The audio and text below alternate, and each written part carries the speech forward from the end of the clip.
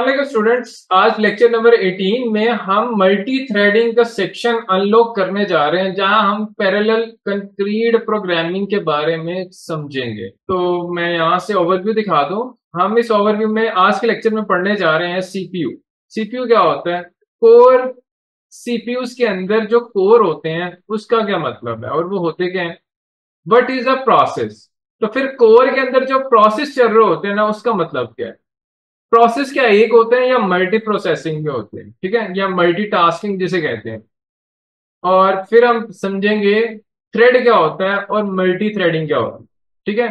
फिर हम समझेंगे how to create a multi threading in Java.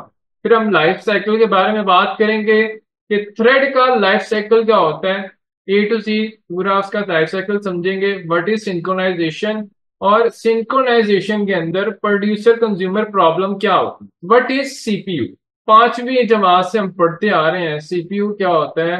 Is the brain of the computer, और ये रिस्पॉन्सिबल होता है कोई भी आपका प्रोग्राम जो है ना, उसके इंस्ट्रक्शंस को एग्जीक्यूट करने का। उसे प्रोस इंस्ट्रक्शन के अंदर जो उसके अरिथमेटिक लॉजिक और जो इनपुट आउटपुट ऑपरेशंस हो रहे होते हैं, उन सब को एग्जीक्यूट करना इसकी जिम्मेदारी होती है। तो लेट्स सी के इंटेल कोर i7 या फिर AMD Ryzen 7 जो है, लेट्स सी के हम कोर्स को देखते हैं। एक ऐसा स्मॉल इंडिविजुअल प्रोसेसिंग यूनिट होता है जिसका किसी पर डिपेंडेंसी नहीं होती है, अलग से है। और ये मॉडर्न जो आपके सीपीयूज आ रहे हैं ना, ये सब के अंदर सीपीयू के अंदर मल्टीपल कोर्स होते हैं। मल्टीपल कोर्स आपके पास जो होते हैं वो मल्टीपल प्रोसेसिंग कर सकते हैं एक ही टाइम के ऊपर। तो लेट्स सी के सिंगल कोर प्रोसेसर जो है उसकी वर्किंग कैसी होगी, उसकी वर्किंग यहाँ नीचे बताई बताई गई है कि फॉर एग्जाम्पल एक आपका प्रोसेस चल रहा होगा और यहाँ पे लिखा होगा कॉन्टेक्स्ट स्विचिंग।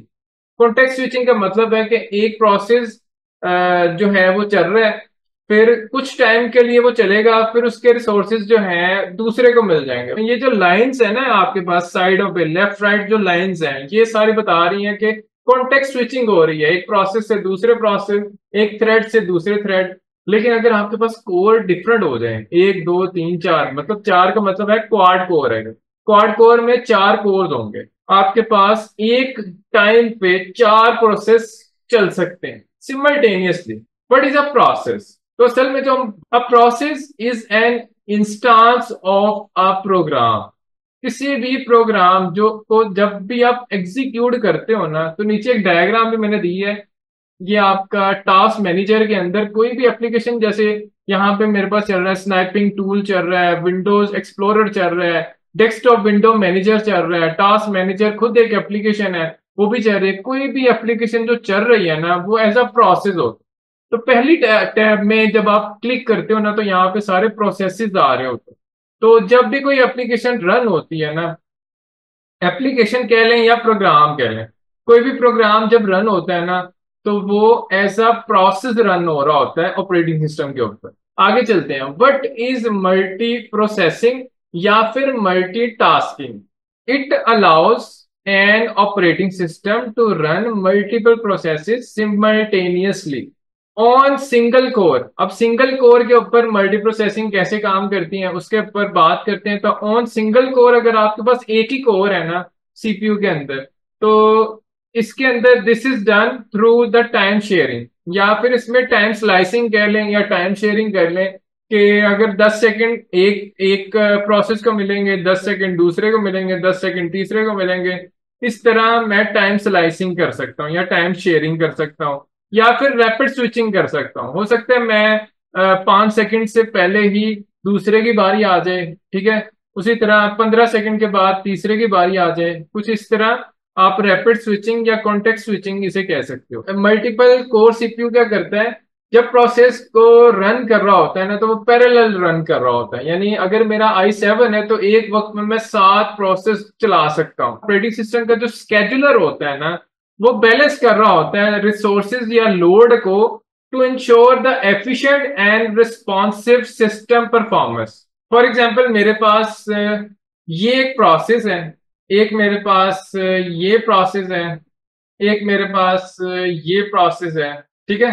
तो 3 मेरे पास प्रोसेस। इसके अंदर मैं क्या कर रहा हूं, इसके अंदर मैं VLC के अंदर सॉन्ग्स प्ले किया हुआ, ठीक है, सॉन्ग सुन रहा हूँ। यहाँ पे मैं क्या कर रहा हूँ, यहाँ मैं ब्राउजर, जो मेरा ब्राउजर है उसके अंदर मैं डाउनलोडिंग कर रहा हूँ। तो मैं डाउनलोडिंग कर रहा हूँ इसके अंदर, लेट्स सी के इसको मैं यहाँ पर, और फिर ये जो तीसरा मेरा काम है, फिर मैं साथ में ये भी कर रहा हूँ कि MS ऑफिस, या ऑफिस के अंदर मैं सिर्फ स्पेसिफाई कर देता हूँ वर्ड, MS वर्ड के अंदर मैं डॉक्यूमेंट टाइपिंग भी कर, सारे काम जो मैं कर रहा हूँ ना एक ही टाइम पे कर रहा हूँ। तो इससे हम बोलेंगे ये मेरा एक प्रोसेस होगा, ये मेरा दूसरा प्रोसेस होगा, ये मेरा तीसरा प्रोसेस होगा। तो इस प्रोसेस को कहेंगे एग्जाम्पल के तौर पे प्रोसेस 1, और उसी तरह इस वाले प्रोसेस को मैं बोलूंगा प्रोसेस 2, उसी तरह ये मेरा होगा प्रोसेस 3, ठीक है। चाहे मैं 3 प्रोसेस चलाऊं या मल्टीपल एप्लीकेशन चलाऊं, तो फिर हो सकता है कि ये जो डाउनलोडिंग हो रहा हो ना, ये जो डाउनलोडिंग मैं कर रहा हूँ, ये जैसे कंप्लीट हो जाए, जैसे कंप्लीट हो जाएगी, तो ये वाला जो मेरा रिसोर्स है या प्रोसेस है, ये वाले सारे रिसोर्सेज किसी और प्रोसेस को मिल जाएंगे,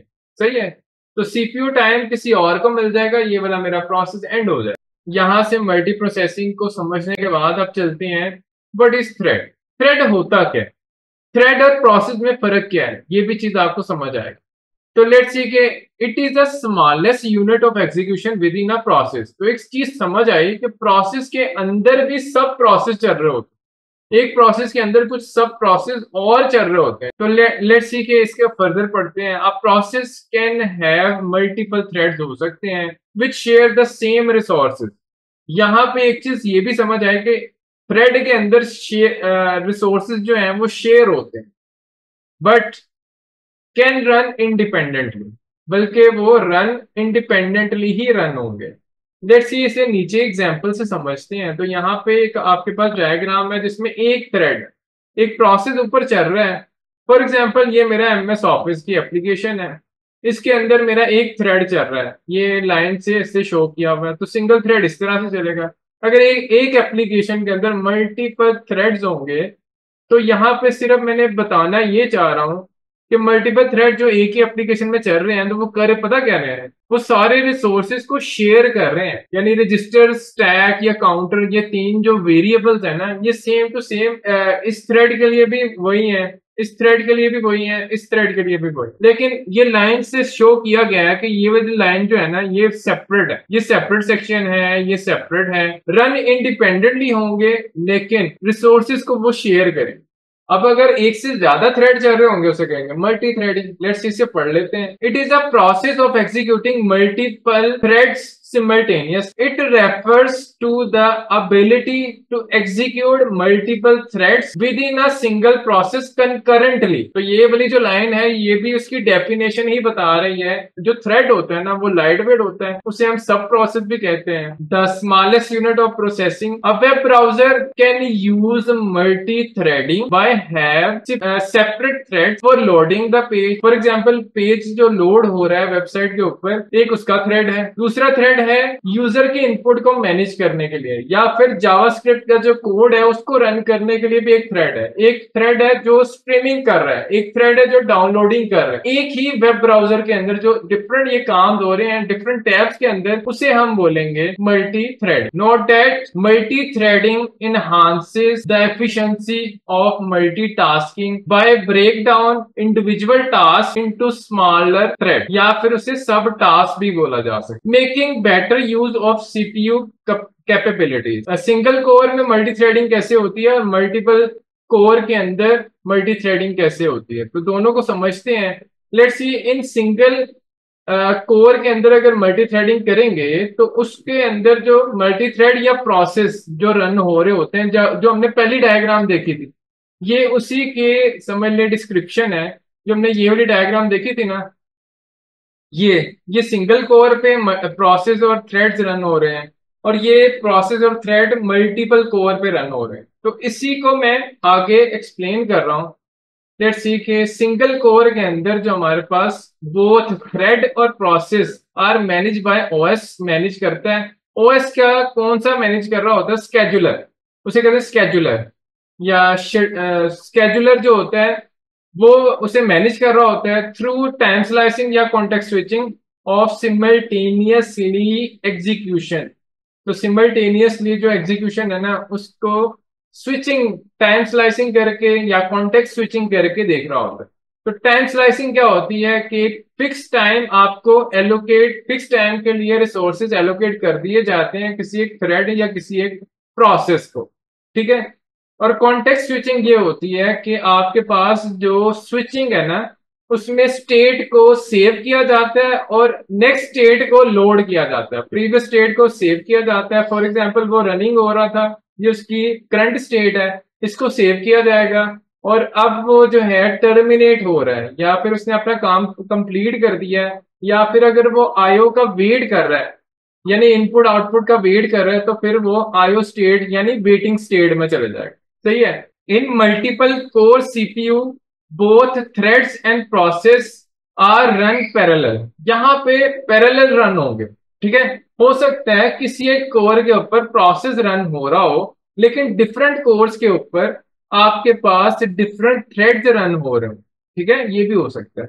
तो एक चीज हमें समझ आई कि डिफरेंट कोर्स का फायदा ये है कि हम मैं प्रोसेसिंग में पैरेलल करूंगा, किसी भी मल्टीपल प्रोसेस ऑन हुए, हर एक प्रोसेस के अंदर मल्टीपल उसके जो सब टास्क हैं जिसे हम थ्रेड का नाम दे रहे हैं, तो मल्टीपल थ्रेड्स भी डिफरेंट कोर्स के ऊपर चल रहे हों, वो सारे मेंटेन कर रहा होता है with the OS operating system का स्केजुलर डिस्ट्रीब्यूटिंग टास्क कर रहा होता है across the cores to optimize the performance, ताकि इसकी जो परफॉर्मेंस है ना फास्ट हो सके, ठीक है।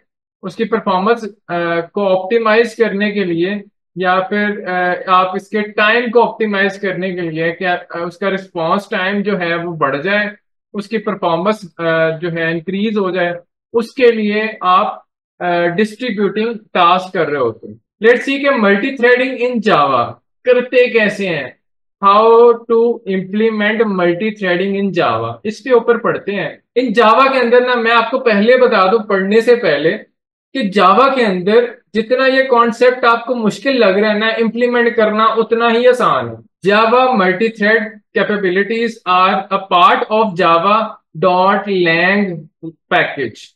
तो जावा के अंदर ना एक डिफॉल्ट पैकेज है जो मैंने पहली क्लास में आपको बताया था कि जावा के अंदर ना एक पैकेज जो होता है वो डिफॉल्ट पैकेज होता है, उसे कहते हैं Java dot lang. Java dot lang, इसको इंपोर्ट भी करने की जरूरत नहीं पड़ती।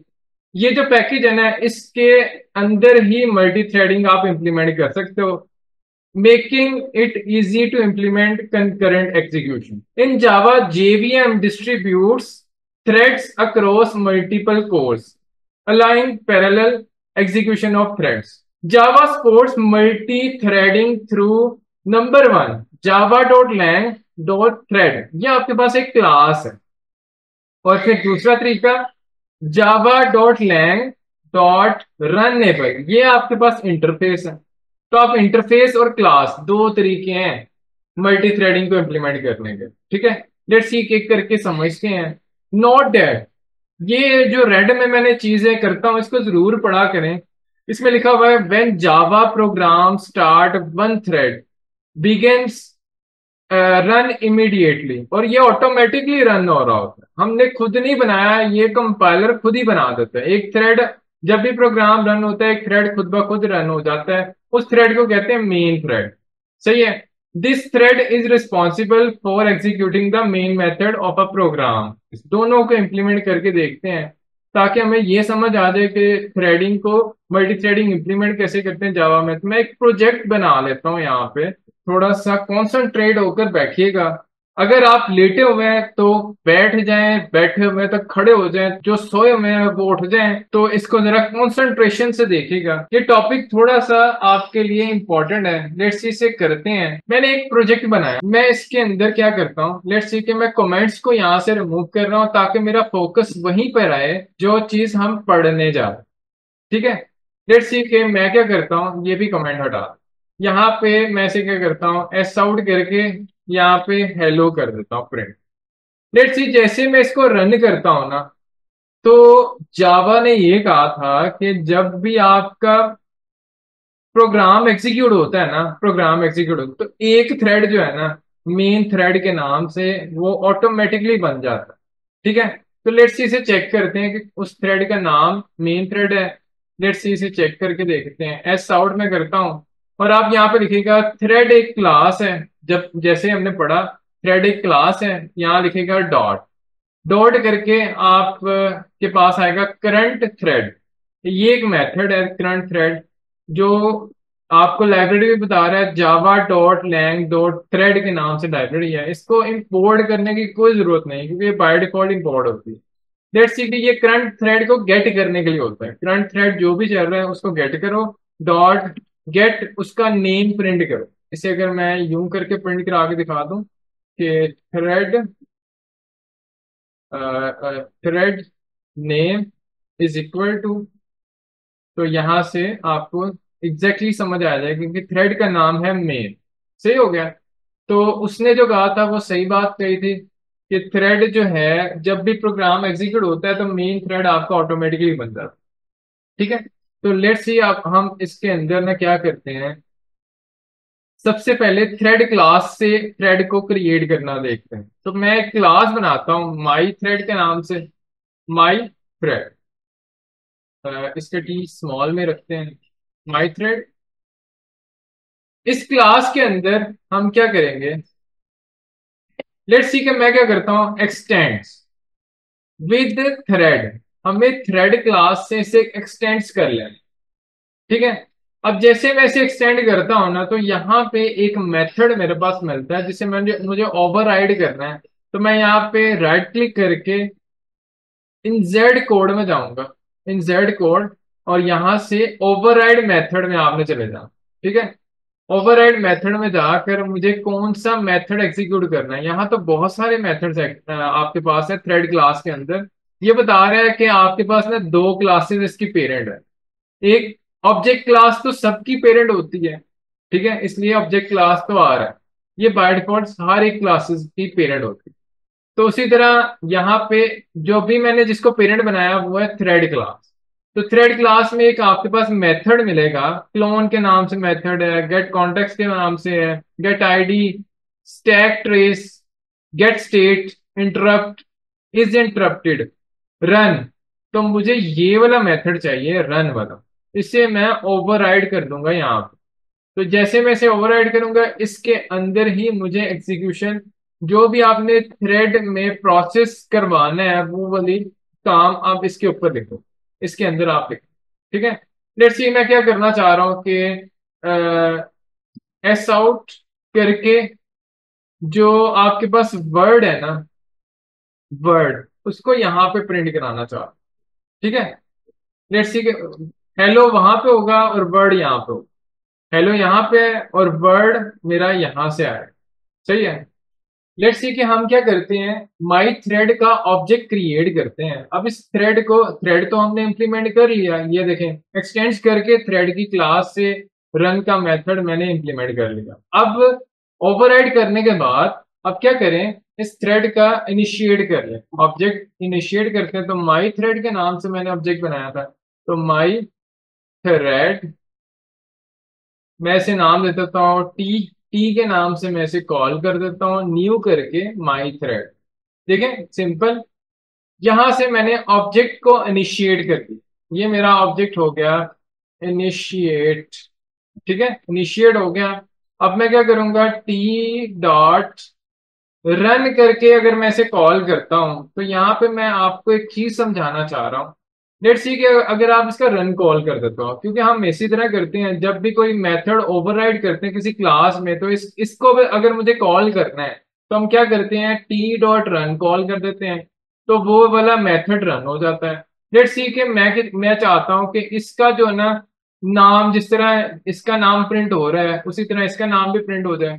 तो लेट्स सी कि मैं यहाँ पे लिखता हूँ एस आउट, यहाँ लिखते हैं थ्रेड नेम, और इसको मैं इस तरह से लिखूंगा T dot gate name. Gate name के थ्रेड की जो अपनी क्लास है ना उसके अंदर गेट नेम का मेथड मौजूद होता है। ठीक है। तो ये तो मैंने करंट थ्रेड से गेट कर लिया ना, करंट थ्रेड गेट नेम से गेट कर लिया, लेकिन यहाँ पे भी अगर मैं सेम लाइन ऑफ कोड ही लिखूंगा ना, thread dot current thread dot gate name, तो अभी तो ये मेन थ्रेड के अंदर ही है ना, तो मेन थ्रेड वाला यहाँ पे प्रिंट हो जाएगा। मैं चाहता हूं कि अभी जो मेरा थ्रेड खुद का, अभी मैंने जो अपना थ्रेड बनाया है ना, उसका नाम प्रिंट करो, तो उसे टी डॉट गेट नेम करके मैं प्रिंट कराऊं। सही हो गया। लेट्स सी कि इसे मैं इस तरह एग्जीक्यूट करता हूं। तो मैं आपको एक चीज समझाना चाह रहा हूं। अभी वो बता रहा है कि मेरा जो है ना, हेलो, हेलो जो है वो मेन थ्रेड के अंदर है, और वर्ड जो है ये मेरा थ्रेड जीरो के अंदर है। ये उसने नाम खुद ही दिया है।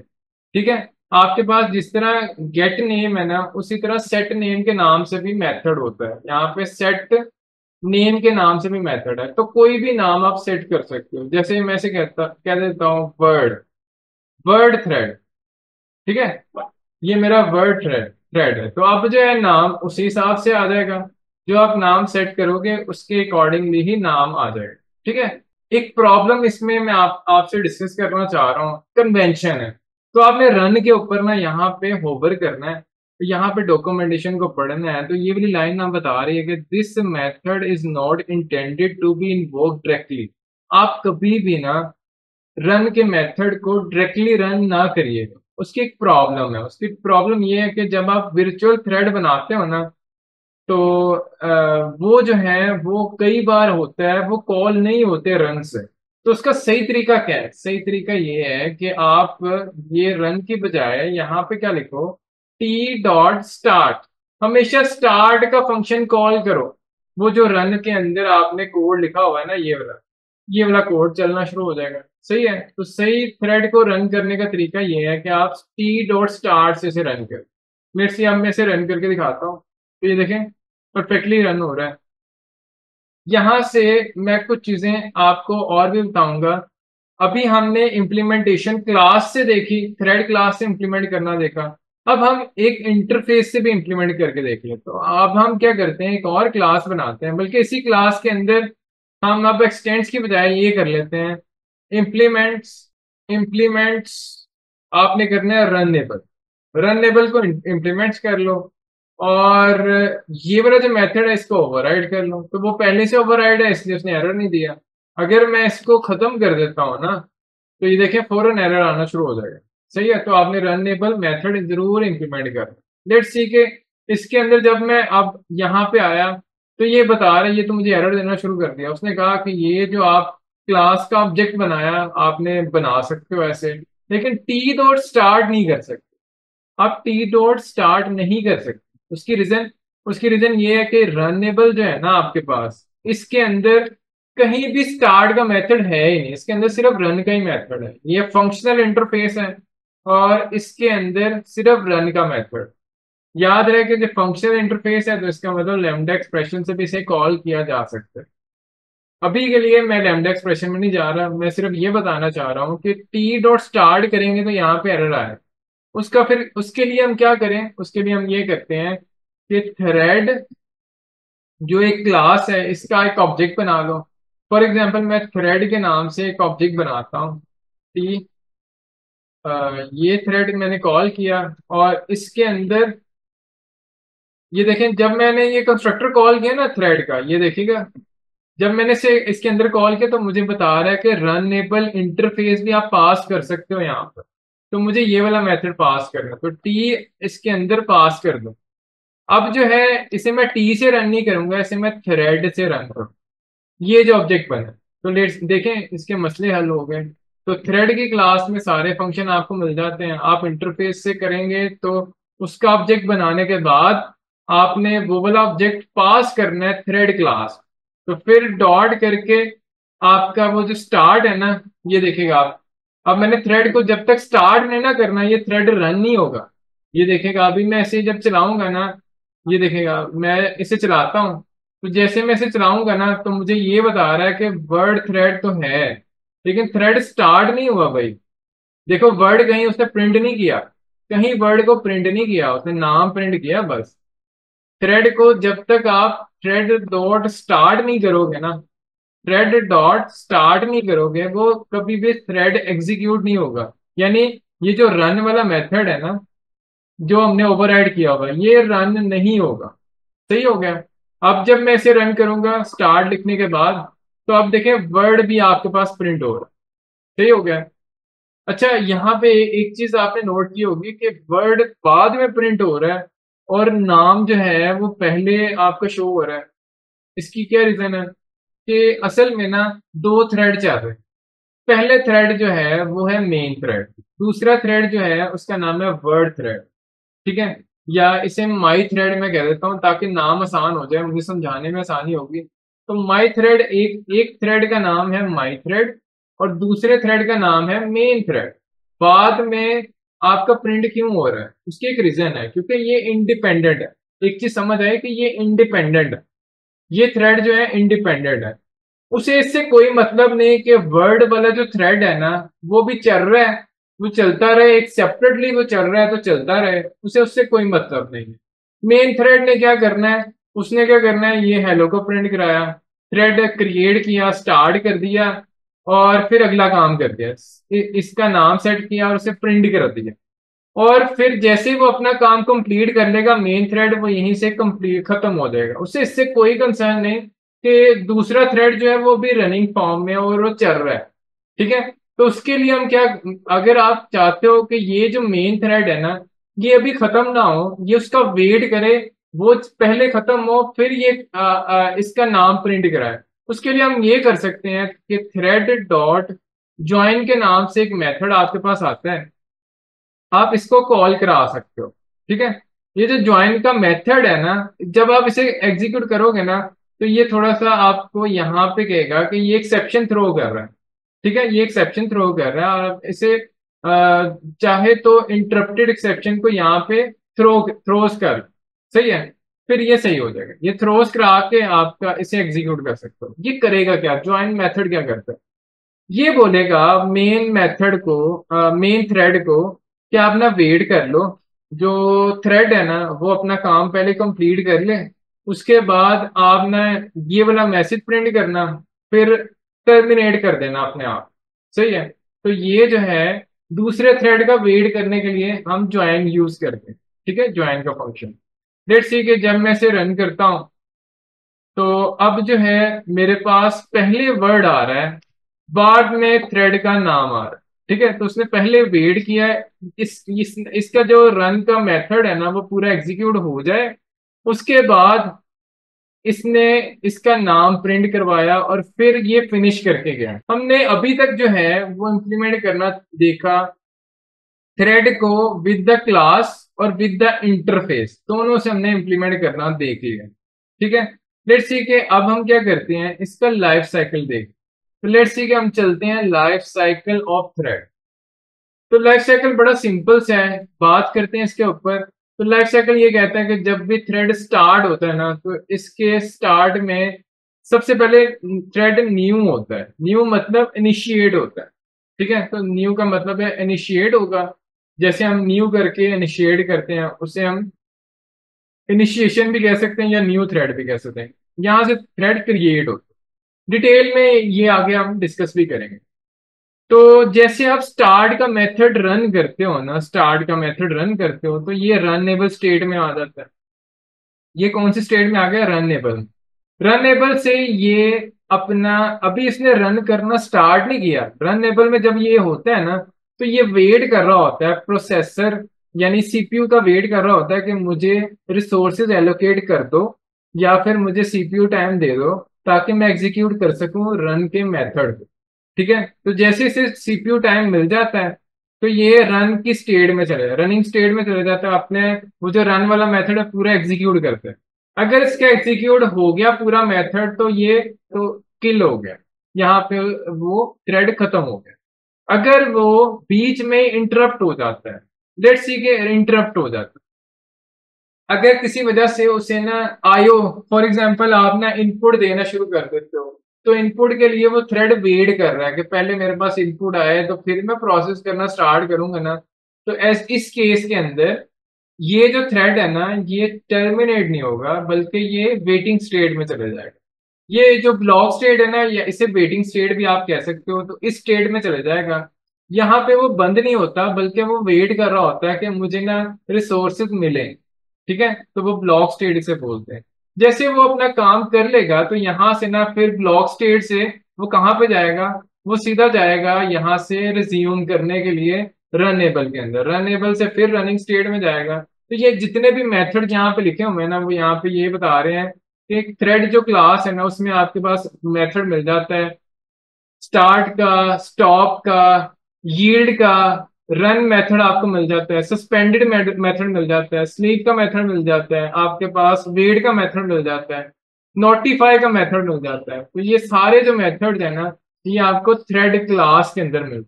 ठीक है, तो ये इसका पूरे का पूरा लाइफ साइकिल है। तो इसे एक बार मैं फिर बता देता हूँ। सबसे पहले न्यू थ्रेड क्रिएट होगा, फिर वो स्टार्ट का मेथड जैसे रन होगा तो रनेबल स्टेट में आ जाएगा और वेट करेगा सीपीयू के रिसोर्सेज का। जैसे उसे सीपीयू टाइम मिलता है तो वो रनिंग स्टेट में चल जाएगा। अगर वो स्मूथली रन होता है और सारा उसने रन कर लिया है, वो फिर डेड स्टेट में चला जाएगा। अगर वो आयो या किसी वजह से उसे वेट करना पड़ जाता है, कोई दूसरा जो थ्रेड है उसके ऊपर वो उसके रिसोर्सेज शेयर किए हुए हैं उसने, तो उसके लिए वो दूसरे थ्रेड का वेट करेगा। ठीक है, या फिर आईओ का वेट, इनपुट आउटपुट का वेट करेगा। और वेट करने के लिए वो ब्लॉक स्टेट में चला जाएगा। ब्लॉक स्टेट से फिर वो फिर से रनेबल में जाएगा रिज्यूम करने के लिए, और फिर रनेबल से रनिंग करेगा, फिर ब्लॉक डेड हो जाएगा। सही हो गया, ये इसका लाइफ साइकिल था। लेट्स ये एक एक करके से पढ़ते हैं। जब भी न्यू होता है ना, तो क्या होता है, when thread is created but not started. इस स्टेट में कभी भी थ्रेड स्टार्ट नहीं होता, अभी वो क्रिएट हुआ है। सही हो गया। रनेबल स्टेट क्या होती है, आफ्टर मेथड, ये जो रनेबल आपकी स्टेट है ना, ये क्या करती है, ये थ्रेड को कॉल करती है बिकम रनेबल हो जाओ, रनिंग के लिए तैयार हो जाओ और वेट करो सीपीयू टाइम का। जैसे सीपीयू टाइम मिलेगा फिर वो रनिंग स्टेट में चला जाता है। वेन थ्रेड इज एग्जीक्यूटिंग, जब वो प्रोसेस कर रहा होता है, एग्जीक्यूट कर रहा होता है रन टाइम मेथड को, उसे कहते हैं रनिंग स्टेट। ठीक है, अगर वो किसी वजह से इंटरप्ट हो जाता है या फिर वेट कर रहा होता है आयो का, या फिर दूसरे रिसोर्सेज जो किसी दूसरे थ्रेड से आ रहे हैं उसका वेट कर रहे हैं, तो उसके लिए वो ब्लॉक स्टेट या वेटिंग स्टेट में चला जाएगा। अगर उसने अपना काम कंप्लीट कर लिया तो टर्मिनेटेड स्टेट में चला जाएगा। तो सिंपल सी ये चार पांच स्टेट्स हैं।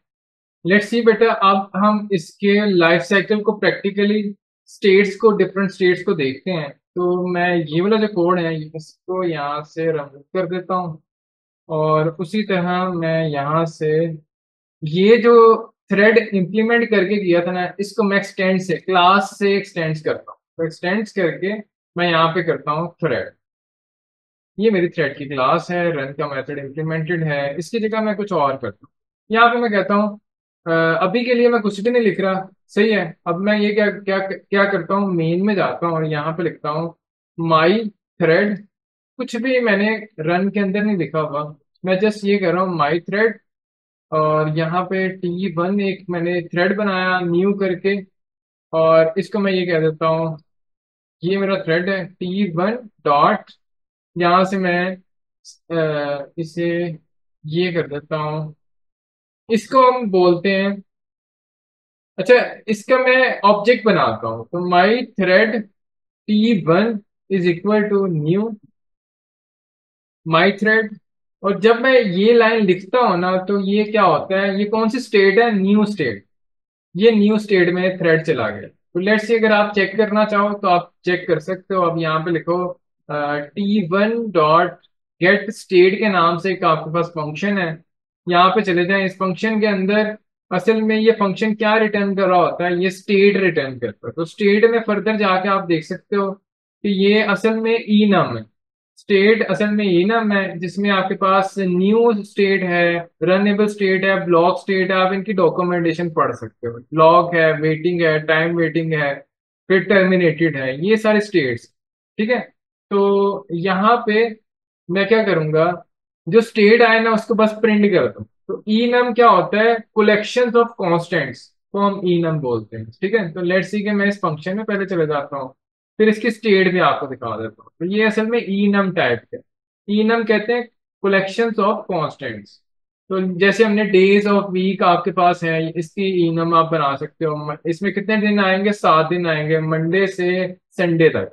सही है, तो ये 7 दिन आपके जो इनम में आप डाल सकते हो। उसी तरह डेज ऑफ मंथ, जो ईयर ऑफ मंथ जो है उसको आप इनम बना सकते हो, जनवरी फरवरी मार्च अप्रैल मई जून जुलाई अगस्त सितंबर। उसी तरह ऑर्डर का इनम बना सकते हो, ऑर्डर जो है वो प्रोसेस में है, ऑर्डर जो है वो कैंसिल है, ऑर्डर जो है डिलीवर्ड है, या ऑर्डर जो है वेटिंग में है।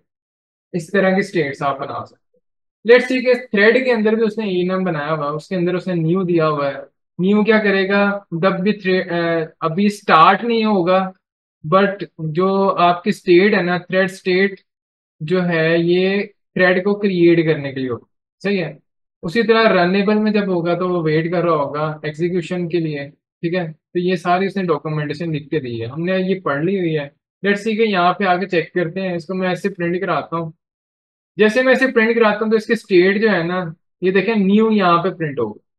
ठीक है, वो बता रहा है इसकी अभी स्टेट जो है न्यू है, क्रिएट हो गया। आपका जो थ्रेड है वो क्रिएट हो चुका है। न्यू का मतलब होता है क्रिएट थ्रेड। अब हम इसकी नेक्स्ट स्टेट की तरफ जाते हैं। जैसे मैं T1 डॉट स्टार्ट करूंगा ना, तो ये कौन सी स्टेट में चला जाएगा, लेट्स सी चेक करते हैं। यहाँ पे मैं करता हूँ T1 डॉट गेट स्टेट, इसकी करो जरा।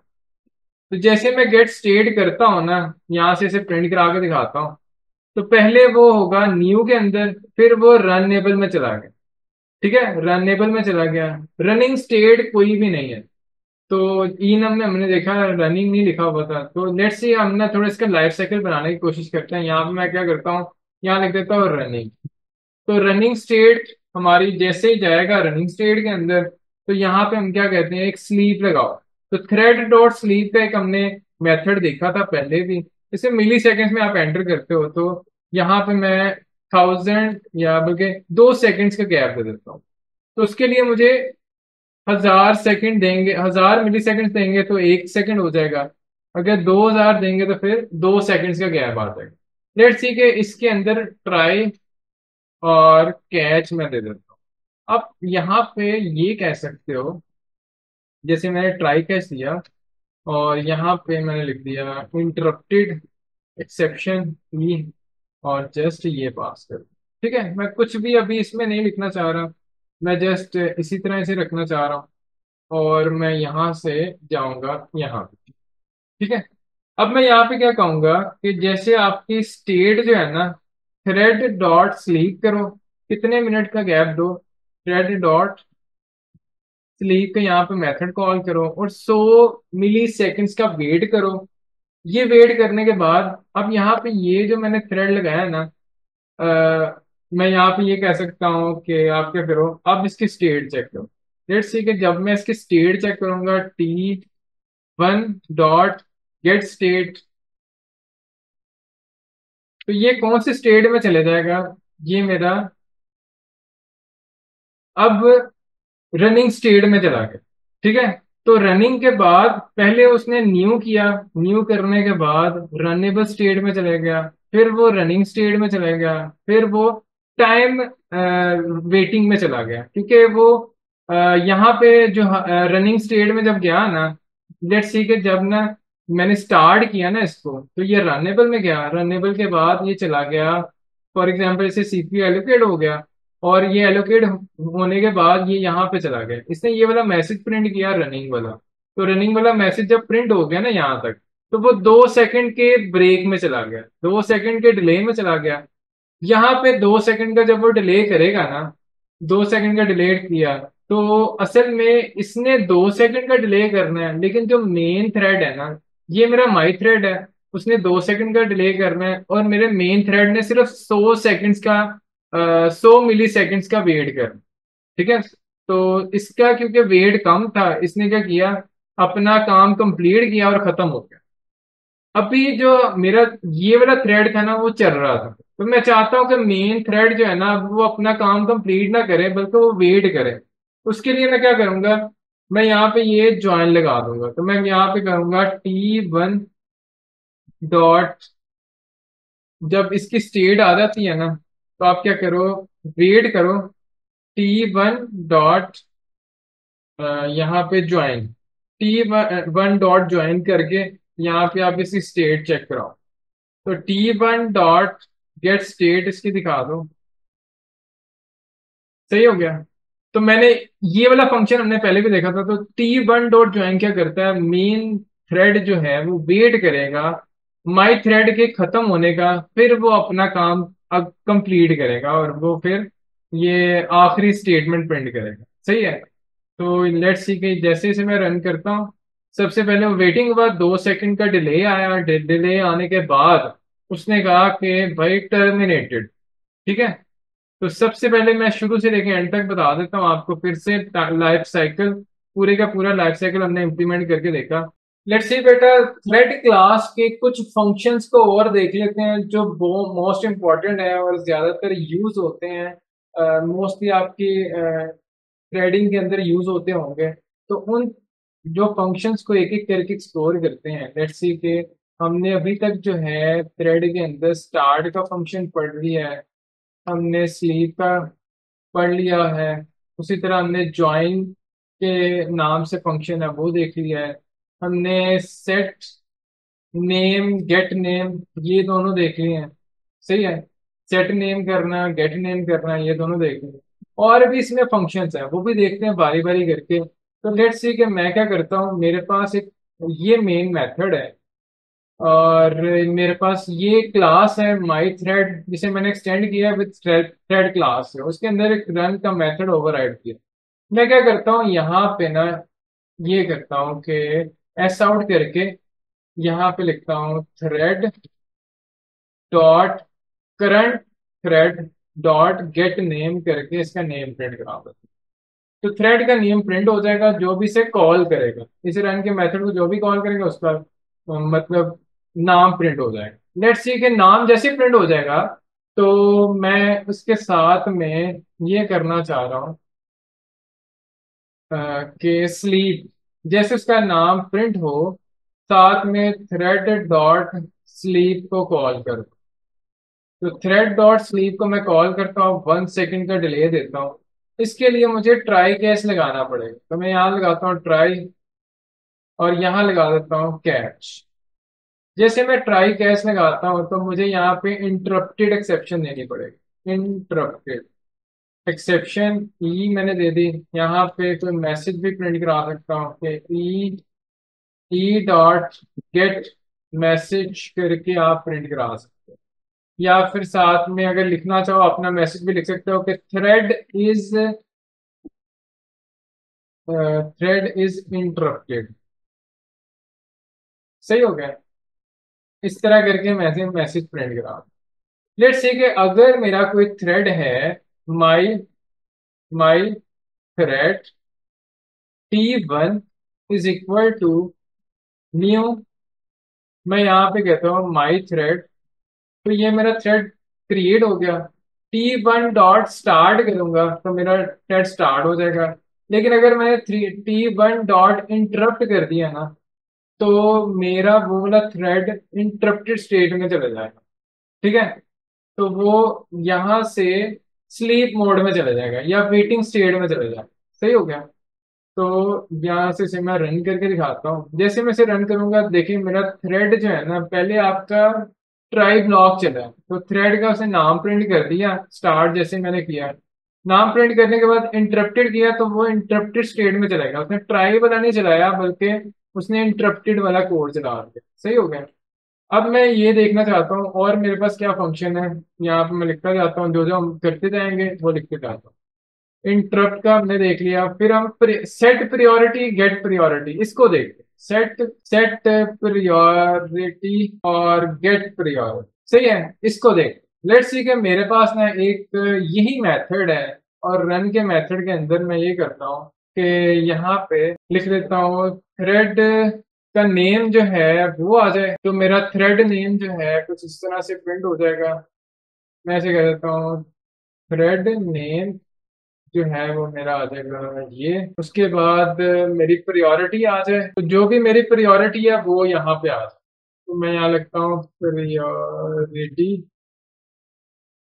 प्लस करके इसको भी यहाँ से कंकैड करते हैं और साथ में अगर मैं इसे नीचे ले जाऊँ यहाँ लिख देते हैं थ्रेड डॉट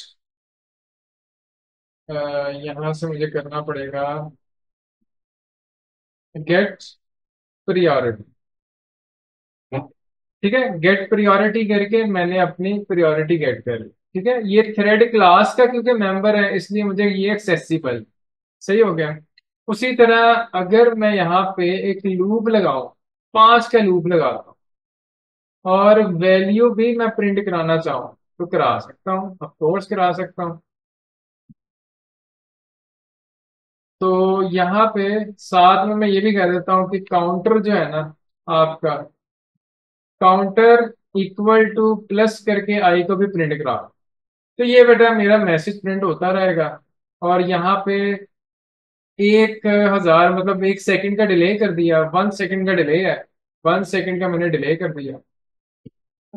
और बस यही कोड लिखा। ठीक है, लेट्स सी कि अब हम क्या करते हैं, 3 तरह के थ्रेड बना रहे हैं, T1, T2, T3।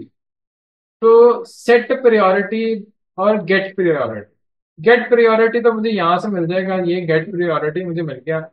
सेट कैसे करनी है प्रायोरिटी, तो मैं स्टार्ट करने से पहले क्या करूंगा, अब ये वाला मेथड खत्म कर देते हैं, ये भी खत्म कर देते हैं, यहाँ लिखते हैं T1 डॉट सेट प्रायोरिटी। तो सेट प्रायोरिटी के अंदर वो मेरे पास नंबर मांग रहा है, तो आप नंबर खुद से भी दे सकते हैं, लेकिन यहाँ पे आप लिखें थ्रेड डॉट, आपके पास 3 तरह की प्रायोरिटी है। मैक्स प्रायोरिटी, सबसे ज्यादा प्रायोरिटी यानी इसका नंबर आएगा 10। ठीक है, ये मैक्सिमम प्रायोरिटी है। मिनिमम प्रायोरिटी 1 है। नॉन प्रायोरिटी, ये मेरे पास मीडियम प्रायोरिटी सही है। तो मैं यहाँ पे एक एक करके सबको देता हूँ। सबसे पहले देता हूँ मैक्स प्रायोरिटी, ये मेरी होगी T1 मैक्स प्रायोरिटी में है। उसी तरह T2 जो है मेरे पास आ जाएगा, T3 आ जाएगा। इसमें मैं प्रायोरिटी डिफरेंट कर देता हूँ, लेट्स सी इसे मैं कर देता हूँ नॉन प्रायोरिटी। ये मेरी नॉन प्रायोरिटी हो गया, ये मेरा मेन प्रायोरिटी है। ठीक है, तीनों की प्रायोरिटी सेट कर दी। तो मैं यहाँ पे करता हूँ T1 डॉट स्टार्ट, इसको स्टार्ट करो, फिर T2 डॉट स्टार्ट, इसको स्टार्ट कर दो, फिर T3 डॉट स्टार्ट, इसको स्टार्ट कर दो, स्टार्ट। ठीक है, तीनों को मैंने स्टार्ट कर दिया। लेट्स सी देखते हैं इनकी प्रायोरिटीज कैसे आएगी, वो मैंने आपको दिखाना है कि सबसे पहले क्या होगा। मैं अगर शुरू से दिखाना शुरू करूं तो सबसे पहले उसने जब प्रिंट किया ना, तो जिसकी प्रायोरिटी हाई है उसने पहले प्रिंट किया, फिर मीडियम वाली प्रायोरिटी किया, फिर लो वाली प्रायोरिटी किया। अच्छा, यहाँ पे देखोगे 3 के बाद ना, यहाँ पे ऐसा हुआ कि यहाँ पे मीडियम प्रायोरिटी पहले आ गया, फिर लो प्रायोरिटी आया, एंड पे हाईएस्ट प्रायोरिटी आया। लेकिन एट दी एंड आप लास्ट में देखोगे ना, तो सबसे पहले जो आइट्रेशन खत्म हुई है वो हुई है लो प्रायोरिटी वाली, फिर आपकी मैक्स प्रायोरिटी वाली, फिर मीडियम प्रायोरिटी वाले की आइट्रेशन खत्म हुई। ऐसा क्यों हुआ है? असल में आपका ये जो थ्रेडिंग है ना, थ्रेडिंग वो मल्टीपल कोर्स के ऊपर काम करता है। तो मल्टीपल कोर है आपके पास, हो सकता है ये सिर्फ ना सेट प्रायोरिटी यही बताता है कि ये एक्चुअली इन्हें प्रायोरिटी नहीं देता, ये सिर्फ हिंट देता है सीपीयू को कि इसकी प्रायोरिटी आप हाई कर दो। अब वो डिपेंड करता है आपके कोड के ऊपर, और दूसरा कोर के ऊपर, जो सीपीयू कोर होते हैं ना उसके ऊपर डिपेंड करता है कि अगर तो सीपीयू जो है, हो सकता है ये एक थ्रेड T1 किसी और थ्रेड पे कोर पे चल रहा हो, T1 किसी और कोर पे चल रहा हो, और T3 किसी और कोर पे चल रहा हो। तो उससे क्या होगा, अगर डिफरेंट आपके पास कोर्स पे आपके थ्रेड चल रहे हैं तो प्रायोरिटी उतना मैटर नहीं करेगी। हाँ, जब एक ही सिंगल आपके पास कोर हो, वहां पे प्रायोरिटी अगर आप अप्लाई करेंगे तो वहां पे बहुत ज्यादा मैटर करेगी। वो जिसकी प्रायोरिटी सबसे हाई होगी उसको पहले चलाएगा, जिसकी मीडियम होगी उसको बाद में चलाएगा, जिसकी लो होगी उसके बाद चलाएगा। अच्छा, तो प्रायोरिटी के बाद हम मूव करते हैं। एक मेथड होता है आपके पास यील्ड, ये एक मेथड है यील्ड। ये क्या करता है, ये बताता है कि आप क्या करो,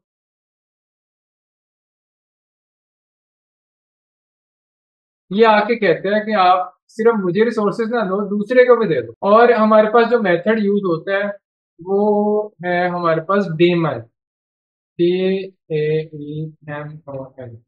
अच्छा, डेमन थ्रेड कौन से होते हैं? डेमन थ्रेड सेट डेमन के नाम से एक हमारे पास मेथड है। लेट्स सी कि डेमन थ्रेड होते क्या हैं। पहले थोड़ा सा देख लेते हैं। हमारे पास ना जावा के अंदर ना एक होता है गार्बेज कलेक्टर। गार्बेज कलेक्टर क्या करता है? गार्बेज कलेक्टर ये करता है कि जैसे जैसे ना आपका प्रोग्राम रन होता जाता है ना, वैसे वैसे वो सफाई भी करता जाता है। जो जो ऑब्जेक्ट्स, ऐसे ऑब्जेक्ट या मेमोरी जो यूज में नहीं है, उसको वो फ्री करता जाता है।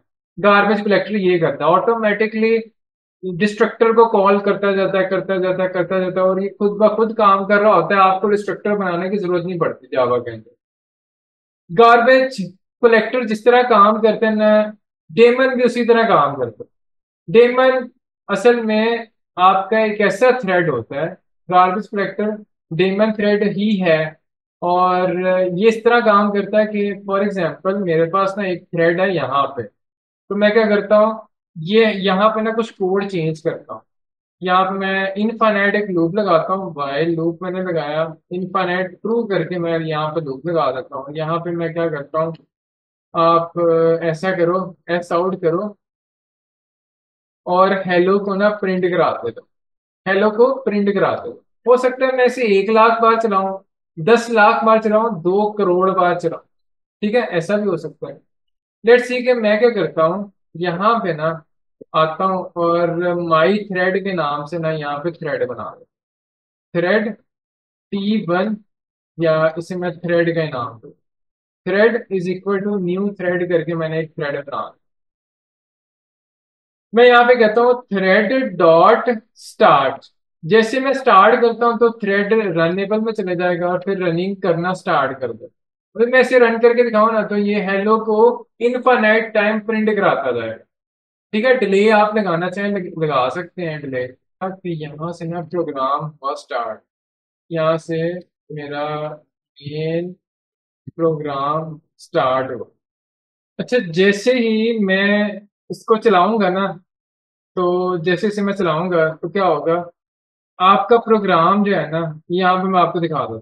ये क्या करता है कि अभी प्रोग्राम तो एग्जीक्यूट हो रहा है, प्रोग्राम बंद नहीं हो रहा। जो आपका जेवीएम है ना, वो आपका प्रोग्राम चलाता जा रहा है।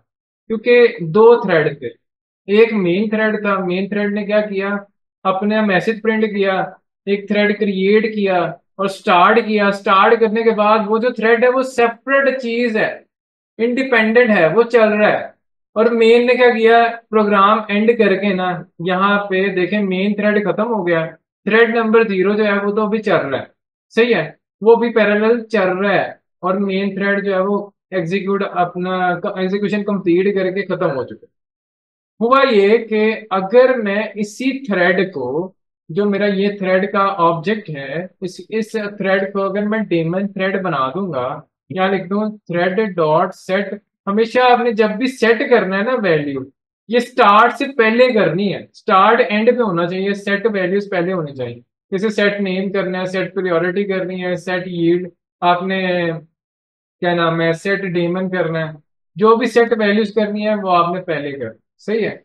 तो मैं इसे सेट डेमन ट्रू कर दूंगा ना जब, तो क्या करेगा मेन, क्या करेगा, और मेन कह रहा हूँ जो वीपीएन है ना, जेवीएम, जो जेवीएम है, अगर आपने इसे सेट डेमन ट्रू कर दिया ना, तो जेवीएम क्या करेगा, वो कहेगा अब ये, क्योंकि ये थ्रेड जो है वो डेमन थ्रेड है, तो आई डोंट केयर वो चल रहा है या नहीं चल रहा, मैं प्रोग्राम को फिनिश कर दूंगा, वो प्रोग्राम को खत्म कर देगा। ये नहीं देखेगा कि डेमन थ्रेड चल रहा है या नहीं चल रहा। सही है, ये यहाँ पे देखें, इसे जैसे मैं रन करता हूँ, तो उसने क्या किया, प्रोग्राम मेन प्रिंट किया, उसके बाद थ्रेड क्रिएट हुआ। थ्रेड हो सकता है चल रहा हो या ना चल रहा हो, उसने क्योंकि क्रिएट तो कर दिया और स्टार्ट भी कर दिया है। लेकिन वो क्योंकि डेमन थ्रेड था, उसने फौरन ही एग्जीक्यूशन कंप्लीट, चाहे उसकी आइट्रेशन हुई हो या ना हुई हो, उसने उस प्रोग्राम को फिनिश कर दिया। लेट्स ये फिर से चला के देख लो, हो सकता है एक दो आइट्रेशन को प्रिंट करा भी दे, एक दो आइट्रेशन किसी जगह प्रिंट भी कर दे। ठीक है, ऐसा भी हो सकता है। लेकिन उसको इससे कोई फर्क नहीं पड़ेगा कि डेमन थ्रेड अगर चल रहा है या नहीं चल रहा, वो प्रोग्राम को फिनिश कर देगा वहीं पे। जेवीएम इसकी परवाह नहीं करता डेमन थ्रेड। ठीक है, तो इसकी डॉक्यूमेंटेशन जरूर पढ़ लीजिएगा, डेमन थ्रेड क्या होता है। तो marks the this thread as either a daemon or non daemon thread. और ये क्या करता है, the shutdown sequence begin when all started non non daemon threads जैसे ही खत्म हो जाएंगे, क्योंकि नॉन थ्रेड डेमन थ्रेड सिर्फ एक ही था मेरे पास, वो था मेन थ्रेड। मेन थ्रेड जैसे ही खत्म हुआ तो उसने उसको खत्म कर दिया, उसने ये परवाह नहीं की कि अभी मेरे पास डेमन थ्रेड चल रहा था या उसने एग्जीक्यूशन करनी है या नहीं करनी, उसने बस खत्म कर दिया। तो जेवीएम डेमन थ्रेड को कोई भी प्रायोरिटी नहीं देता। ठीक है, लेट्स से कि ये हमारा थ्रेड क्लास में जितने भी इंपॉर्टेंट फंक्शन थे मैंने सारे करा दिया आपको। इसके बाद हम आगे मूव करेंगे। तो लेट्स सी के आगे हमारे पास which is a better way to implement a thread.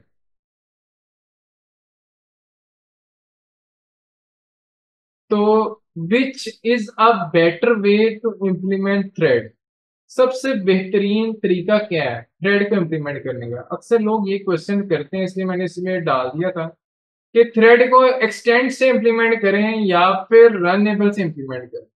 तो सबसे बेस्ट तरीका क्या है, अगर तो आपने किसी दूसरी क्लास को एक्सटेंड नहीं करना, फॉर एग्जांपल यहाँ पे ना एक ऐसी क्लास है जिसमें आपने बिजनेस लॉजिक लिखी हुई है, तो मेरी वो क्लास है फॉर एग्जांपल पर्सन की क्लास है, मुझे ये वाली क्लास से भी इसे पेरेंट बनाना है, ये वाली क्लास को भी पेरेंट बनाना है और थ्रेड को भी पेरेंट बनाना है। तो दो काम मैं नहीं कर सकता जावा के अंदर, multi threading multi inheritance multiple inheritance नहीं कर सकता। तो उसके लिए मैं क्या करूंगा, फिर बेस्ट तरीका क्या है, उसके लिए बेस्ट तरीका ये है कि आप क्या करो, यहाँ पे थ्रेड को यूज ही तो करना है ना, तो आप इम्प्लीमेंट से यूज कर लो। आप यहाँ पे लिखो रनेबल, रन एबल, और फिर एक्सटेंड्स कर लो, एक्सटेंड्स एक्सटेंड्स कर लो पर्सन, इम्प्लीमेंट्स कर लो रनेबल, और एक्सटेंड्स कर लो पर्सन। सिंपल सी बात है, सही हो गया। अब जो पर्सन है ना उस पे इसलिए एरर आ रहा है क्योंकि ये वाली क्लास मैंने बनाई नहीं।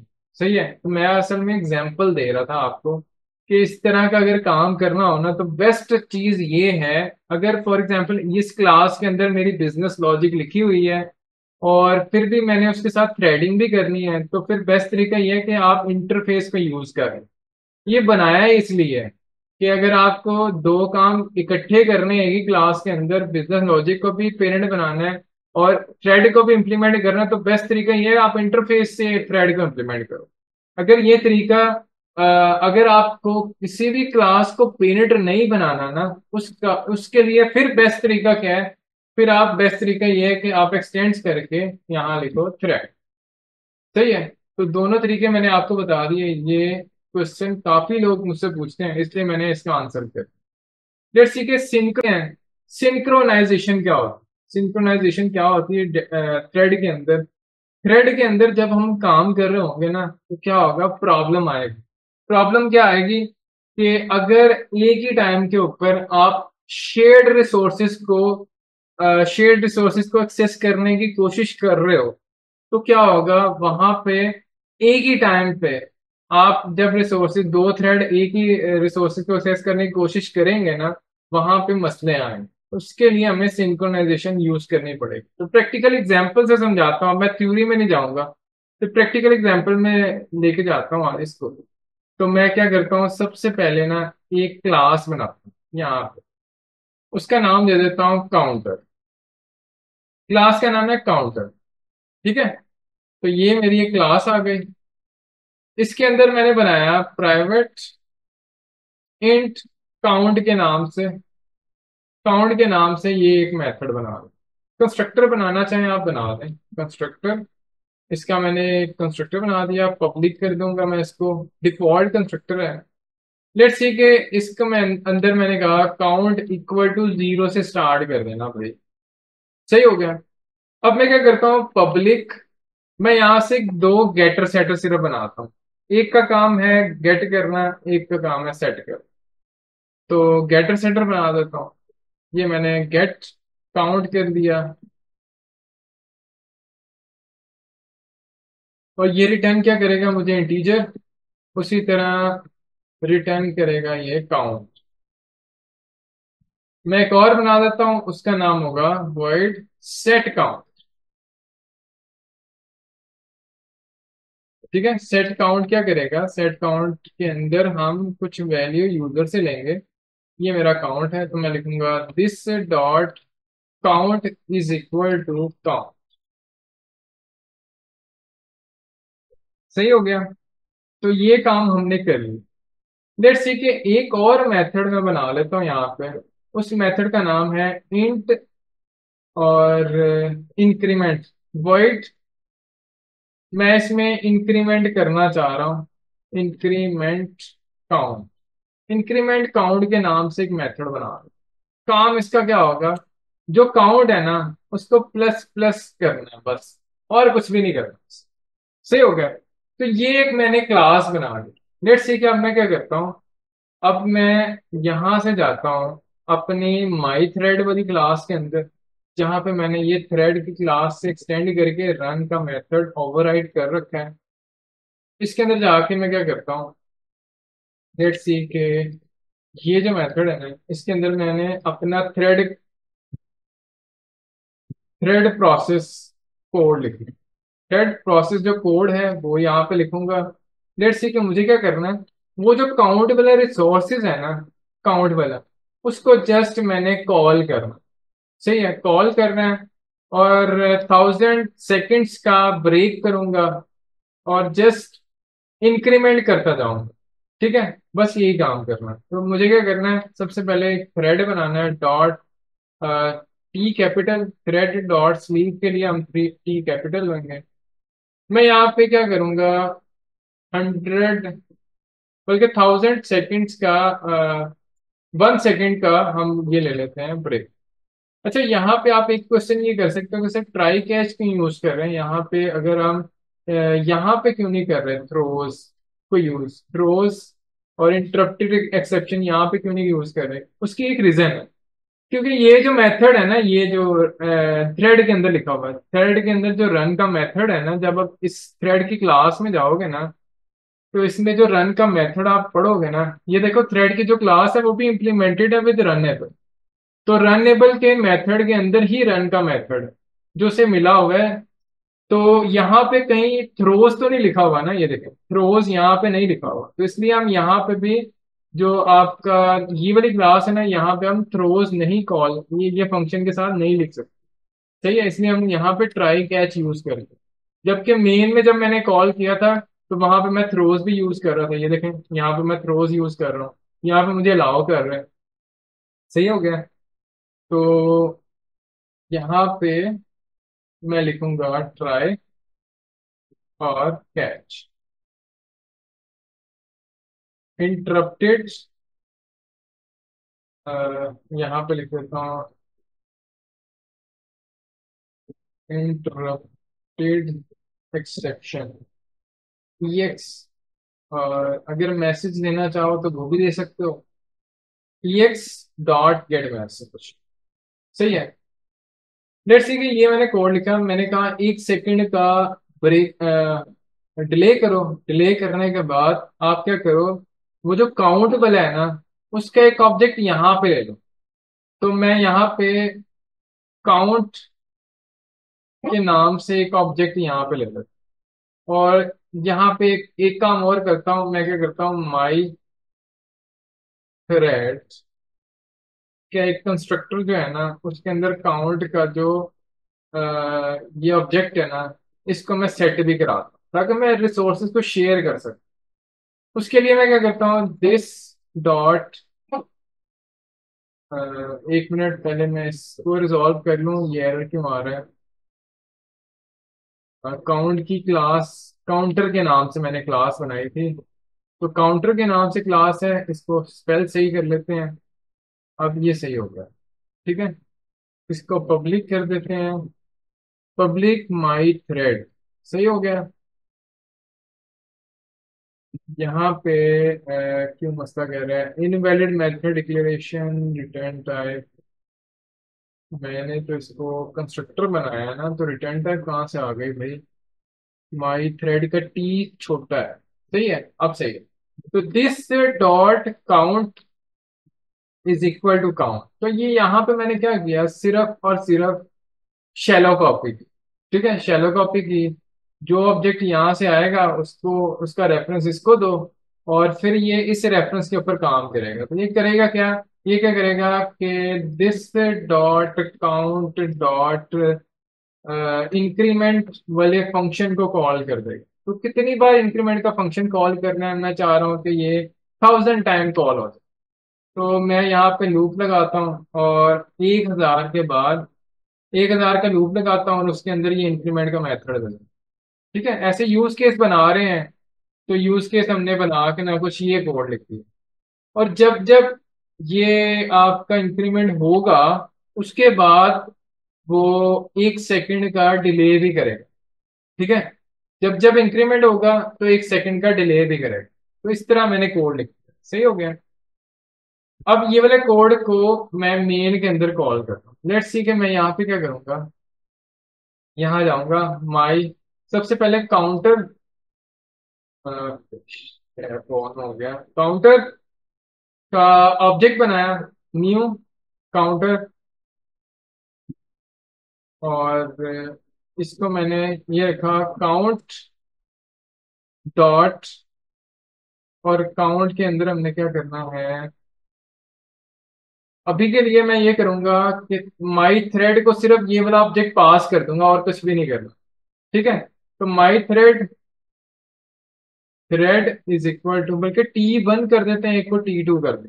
मैं 2 थ्रेड बनाना चाह रहा हूँ, तो मैं यहाँ पे क्या करूंगा, न्यू माई थ्रेड, और वहां पे काउंट पास कर दूं। ठीक है, इसका ऑब्जेक्ट या इसके कंस्ट्रक्टर में पास किया, ये न्यू स्टेट में चले जाएगा। ये कौन सी स्टेट में जाएगा, थ्रेड क्रिएट हो जाएगा। फिर उसी तरह एक और बना लेते हैं, my thread T2 is equal to new my thread, और इसको भी सेम रिसोर्स, सेम ऑब्जेक्ट का रेफरेंस दूंगा मैं। सही है, ये भी क्रिएट हो गया, न्यू स्टेट में चला गया। न्यू स्टेट T1 की है, ये न्यू स्टेट T2 की है। सही है, अब मैं क्या करता हूँ, T1 डॉट स्टार्ट कर देता हूँ। तो स्टार्ट का मेथड कॉल कर दिया। जब स्टार्ट का मेथड कॉल होगा ना, तब भी ये रनेबल स्टेट में जाएगा। सही है, तो अभी ये रनेबल से रनिंग स्टेट में खुद ही मूव कर जाएगा ऑटोमेटिकली। दोनों को स्टार्ट करने के बाद अब मैं ये करता हूँ कि एस आउट, यहाँ पे लिख देते हैं counter, counter is equal two plus count, count dot gate count. कुछ इस तरह करके हम करते हैं। ठीक है, अभी फिलहाल मैं सेटर को यूज नहीं कर रहा, सिर्फ गेट करके प्रिंट कराना चाह रहा हूँ। लेट्स सी कि इसको मैं जैसे ही प्रिंट कराता हूँ ना, तो क्या जो है ये मेरे पास कैसे प्रिंट होगा। जैसे इसे मैं रन किया तो देखें, हुआ ये कि काउंटर 0 आ रहा है। क्या मेरे बाकी थ्रेड चल रहे हैं या नहीं, ऑफ कोर्स वो चल रहे हैं। ये स्टार्ट जो है ना वो चल रहे हैं। अब 3 तरह के थ्रेड थे, मैं इसे जरा समझा दूं आप। असल में ना 3 तरह के थ्रेड। तो मेरे पास एक थ्रेड जो है वो कुछ इस तरह चला है, यहाँ तक चल रहा है, और फिर एक सेपरेट थ्रेड वो इस तरह से चल रहा है, वो कोई हो सकता है इतना चलाओ।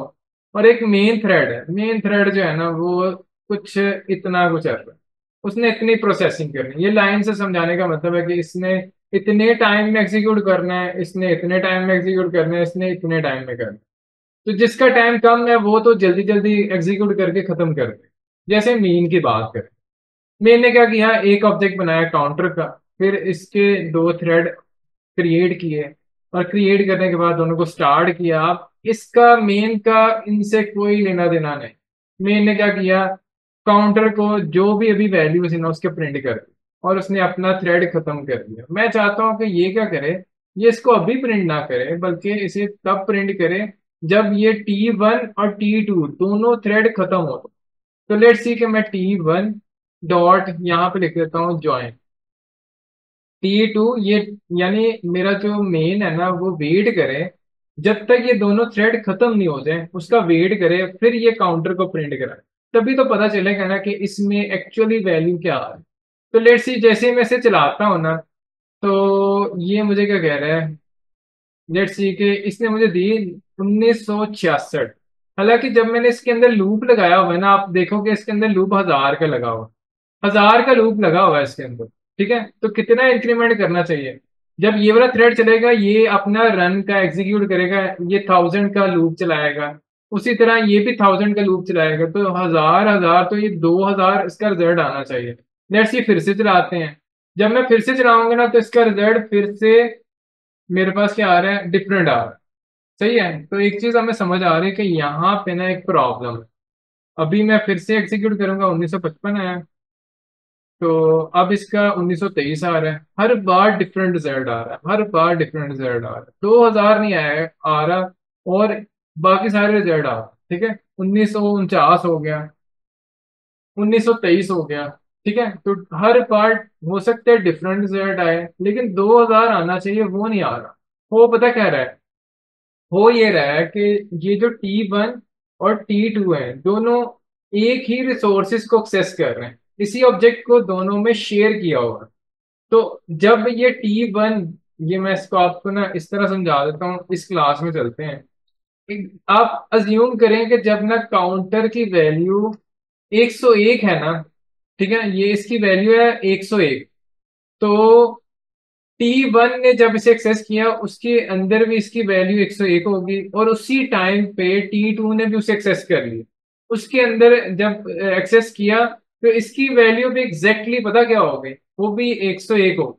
अब हुआ क्या कि दोनों ने एक ही 101 वैल्यू के ऊपर काउंटर अपना अपना लूप चला दिया, तो बहुत सारी वैल्यू जो है ना वो उनकी सेम वैल्यू के ऊपर दोनों का लूप चल रहा है। सही है, एक वक्त में एक जो है इंक्रीमेंट करे तो दूसरा इंक्रीमेंट ना करे, हम ये करना चाह रहे हैं। ठीक है, उसके लिए हमने ये सिंक्रोनाइजेशन स्टार्ट किया। तो सिंक्रोनाइजेशन क्या करता है, अगर कोई रिसोर्सेस एक थ्रेड यूज कर रहा है तो दूसरा थ्रेड उसे यूज ना करे, ये इसे प्रिवेंशन करता है। ठीक है, प्रिवेंट करता है दूसरे थ्रेड को कि वो उसे एक्सेस ना करे। हमें जस्ट क्या करना है, यहाँ पे पब्लिक लिखने के बाद यहाँ पे लिखेंगे सिंक्रोनाइजेशन, और सिंक्रोनाइज्ड का कीवर्ड लिखेंगे, और यहां से वो अब क्या करेगा, यही कोड सिर्फ एक कीवर्ड लिखने से ये क्या होगा, अब यही कोड मैं फिर से चला, पहले फिर से चलाता हूँ तो फिर आपको फर्दर इसमें डिस्क्राइब करता हूँ। तो अब वो उसका काउंटर देखें 2000 दे रहा है, मैं जितनी बार भी इसे चलाऊंगा ना सेम रिजल्ट आएगा। सही है, सेम रिजल्ट आएगा, एग्जैक्टली 2000 देगा ये।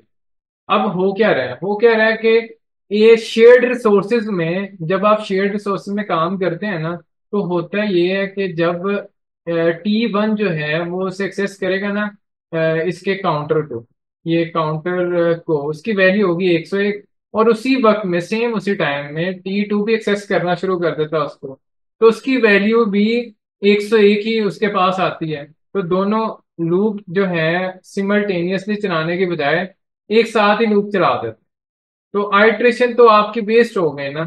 तो वो जो इंक्रीमेंट लगना था 102, वो T1 के लिए भी लग गया, T2 के लिए भी लग गया। तो कुछ आइट्रेशन में ऐसा हो रहा है कि सेम टाइम में जब वो एक्सेस करते हैं एक ही वैल्यू उनके पास आती है, इसलिए सही वैल्यू नहीं आ रही। उसके लिए हमने क्या किया कि सिंक्रोनाइज का कीवर्ड यूज कर लिया। उससे क्या होगा, एक वक्त में इस फंक्शन को ना एक ही थ्रेड एक्सेस कर सकता है, एक से ज्यादा थ्रेड इस्तेमाल नहीं कर सकते। जब ये फ्री अप कर देगा, इंक्रीमेंट कर देगा, तो फिर ये दूसरे थ्रेड को ये वाला फंक्शन दे देगा, वो आप इंक्रीमेंट कर सकते हैं। सही हो गया, क्योंकि आप जब थ्रेड में काम कर रहे होते हैं ना तो आपका सिमल्टेनियसली काम चल रहा होता है। तो उसमें ये होता है कि जब मैं एक की चीज दूसरे को पास करूंगा ना, तो अब जो है सिमल्टेनियसली काम कर रहा होता है। ठीक है, सिंक्रोनाइजेशन करने से क्या होगा, एक वक्त में एक ही से एक्सेस कर सकेगा। क्या हम सिंक्रोनाइजेशन किसी और तरीके से भी लगा सकते हैं? तो अगर हमने किसी बंच ऑफ कोड के ऊपर लगानी हो ना, तो उसके लिए मुझे क्या करना पड़ेगा, यहाँ लिखना पड़ेगा सिंक्रोनाइज्ड, और इसके अंदर दिस पास करना पड़ेगा, और एक ब्लॉक बनाना पड़ेगा। ब्लॉक के अंदर अभी आप ये पास कर सकते हो। सही है, चाहे किसी पूरे फंक्शन को ना करें, आप सिर्फ एक लाइन को करना चाह रहे हैं फंक्शन के अंदर, तो उसको भी सिंक्रोनाइज किया जा सकता है। सही है, तो सिंक्रोनाइजेशन को हम यूज करके सिंगलटन पैटर्न भी इम्प्लीमेंट कर सकते हैं। सही है। इसके काफी यूज हैं। इसमें एक प्रॉब्लम भी डिस्कस होती है जिसे कहते हैं प्रोड्यूसर कंज्यूमर प्रॉब्लम, उसको भी हम डिस्कस करते हैं। लेट्स सी के जैसे अब मैं इसे चलाऊंगा तो एग्जैक्टली 2000 प्रिंट होगा यहाँ। सिंक्रोनाइजेशन के अंदर एक प्रॉब्लम हमारे पास, सिंक्रोनाइजेशन जो है, एक चीज हमें समझ आ गई कि सिंक्रोनाइजेशन हम वहां पे यूज करते हैं जहां पे हमने शेयर्ड रिसोर्सेज यूज किया, जहां पे हमने शेयर्ड रिसोर्सेज यूज किए हों। और वो जो शेयर्ड रिसोर्सेज हैं, अगर दो थ्रेड या तीन थ्रेड इसे इस्तेमाल कर रहे हैं तो एक वक्त में एक ही रिसोर्सेज को एक्सेस करें, दूसरा वेट करेगा, दूसरे या तीसरे जितने भी आपके थ्रेड है वो वेट करें। सिंक्रोनाइजेशन इसलिए हम इस्तेमाल करते हैं। लेट्स सी कि सिंक्रोनाइजेशन के अंदर एक बड़ी ही फेमस प्रॉब्लम है जिसका नाम है producer consumer problem.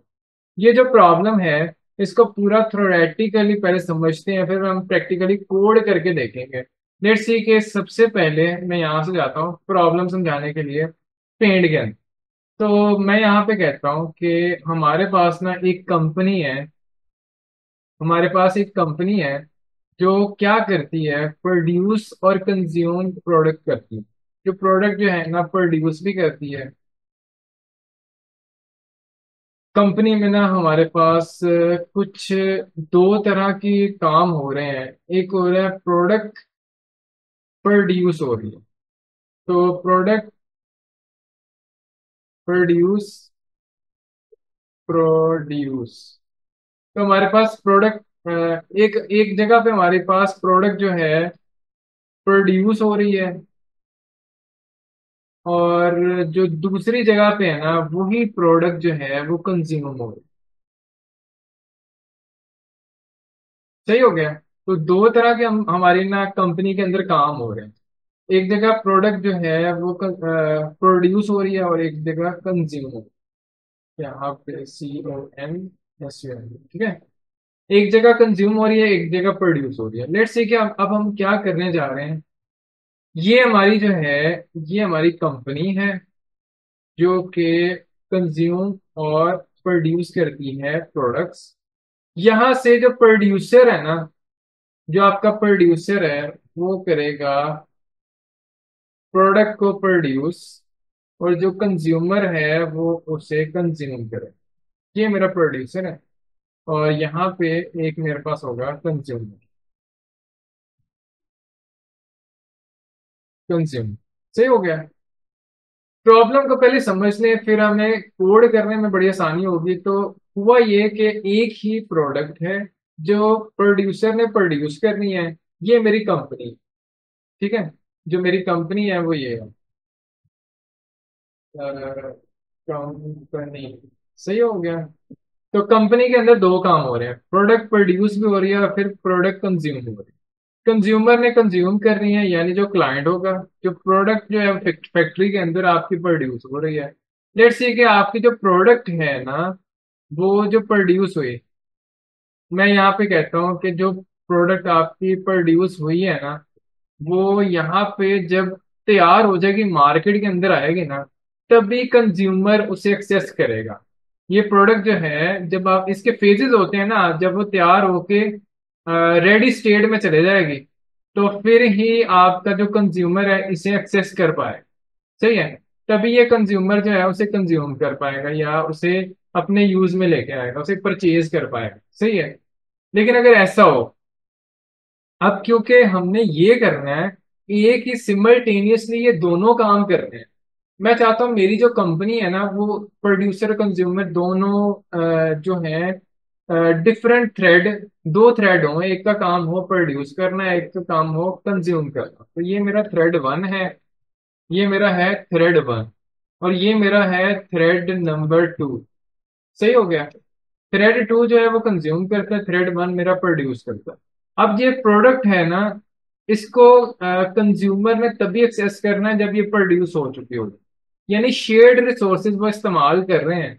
Shared resources इस्तेमाल करें तो इसका मतलब, शेयर्ड का मतलब है यहाँ पे मुझे सिंक्रोनाइज करना पड़ेगा। इसको भी सिंक्रोनाइज करना पड़ेगा। सिंक्रोनाइज इसको भी मैंने करना है, और किसको करना है, और मुझे इस वाली मशीन को भी जो है ना, ये वाली चीज को भी सिंक्रोनाइज कर, ताकि जब प्रोड्यूस हो रहा हो तो कंज्यूमर जो है उसे पहले एक्सेस ना करे। जब तक प्रोड्यूसर अपना काम ना कर ले तब तक वो उसे कंज्यूमर से एक्सेस ना कर सके। उसी तरह कंज्यूमर जो है, जब वो किसी प्रोडक्ट को कंज्यूम कर रहा हो ना, तो उसी वक्त में कोई प्रोड्यूस ना हो जाए। ठीक है। तो ये इस तरह से हमने काम कर, तो हमने ये करना है, ये जो कंज्यूमर है ना, उसी प्रोडक्ट को ले सकते हैं जब वो प्रोड्यूस हो चुकी हो। सही है। ऐसा नहीं है कि प्रोड्यूसर जो है वो बड़ा स्लो काम कर रहा है, हो सकता है ये ना काम कर रहा हो 2000 सेकंड में और 2000 मिली सेकेंड्स में, यानी 2 सेकंड ले रहा हो, और ये जो है ये 1 सेकंड ले रहा हो। ठीक है। तो कौन जल्दी जल्दी, ये कंज्यूम तो जल्दी जल्दी करता जाएगा, और प्रोडक्शन तो लेट हो रही है ना, ये डिले में जा रही है। इसके अंदर 2 सेकंड का डिले है, इसके अंदर 2 सेकंड्स का डिले है, और इसके अंदर 1 सेकंड का डिले है। ठीक है, ये 1 सेकंड डिले में जा रही है। तो जब कंज्यूमर जो है वो जल्दी से जब कंज्यूम करना शुरू कर देगा ना, तो उतनी प्रोडक्शन तो उतनी स्पीड से हो ही नहीं रही। या फिर अगर हम इसको उल्टा कर दें, ये 1 सेकंड कर दें, ये 2 सेकंड कर दें, यानी प्रोडक्शन बहुत ज्यादा तेजी से होना शुरू हो गई, और कंज्यूमर जो है उसे कंज्यूम जल्दी नहीं कर रहा। उस केस में क्या किया जाए, तब आप सिंक्रोनाइज भी करेंगे तब भी आपका मसला हल नहीं होगा। सही है। लेट्स इसकी प्रॉब्लम को इम्प्लीमेंट करते हैं। तो मैं यहाँ पे जाता हूँ, यहाँ पे जाकर नेटबीन्स के अंदर एक क्लास बनाते हैं, कंपनी के नाम से क्लास बना। तो कंपनी के नाम से मैंने क्लास बनाई। ये जो क्लास है ना, इसके अंदर मैं दे देता हूँ प्रोडक्ट। मेरी फॉर एग्जांपल प्राइवेट के अंदर मैंने इसे प्रोडक्ट दे दी। प्रोडक्ट इंटीजर टाइप की दे दो। लेट्स सी के हमने सिर्फ डेमो करना है, और इसके अंदर ना दो तरह के काम हो रहे हैं, प्रोड्यूस और कंज्यूम, दो तरह के काम हो रहे हैं। तो लेट्स सी के सबसे पहले मैं प्रोड्यूसर के लिए कोड लिखता हूँ। तो मैं यहाँ लिख देता हूँ पब्लिक, पब्लिक, और यहाँ पर लिख देते हैं void, बल्कि एक मैंने बनाना है उसका सेट और एक गेट। तो जो सेट है, सेट प्रोडक्ट, उसे मैं ये कर देता हूँ, सेट प्रोडक्ट जो है ना उसको मैं ये कर देता हूँ, जैसे सेट प्रोडक्ट है उसको मैं प्रोड्यूस कर देता हूँ, प्रोड्यूस प्रोडक्ट। एक ने प्रोडक्ट को प्रोड्यूस करना है और दूसरे ने कंज्यूम करना। सही है। ये हो गया मेरा void, और यहाँ पे इंटीजर में प्रोडक्ट आ गया। सही है। इसके अंदर मैं क्या लिखूंगा, मैं यहाँ लिखूंगा प्रोडक्ट प्रोड्यूस, प्रोड्यूस हो चुकी है, और जो प्रोड्यूस हुई है उसके अंदर आप प्रोडक्ट को प्रिंट भी करा दो। सही है, ये प्रोडक्ट प्रिंट। और इसको मैं लिखूंगा दिस डॉट प्रोडक्ट, ताकि इसके मेंबर को वो प्रिंट करे। सही है ना। और इसके अंदर मैं कोड क्या लिखूंगा, दिस डॉट करके product is equal to product, यानी उसका जैसे सेटर होता है ना, वैसे ही मैंने लिखा, बस उसके अंदर मैंने नाम, बस उसका मैंने डिफरेंट रखा। ठीक है, पब्लिक। मैं ऐसे कह देता हूँ, जब मैंने गेटर बनाना है तो उसके लिए मैं कह देता हूँ इंटीजर कंज्यूमर, कंज्यूमर ने कंज्यूम कर लिया, ये मेरा कंज्यूम प्रोडक्ट है। इसका एक मेथड मैंने बना दी। ये क्या करेगा, इसका काम होगा जस्ट प्रिंट करे consume, consume product,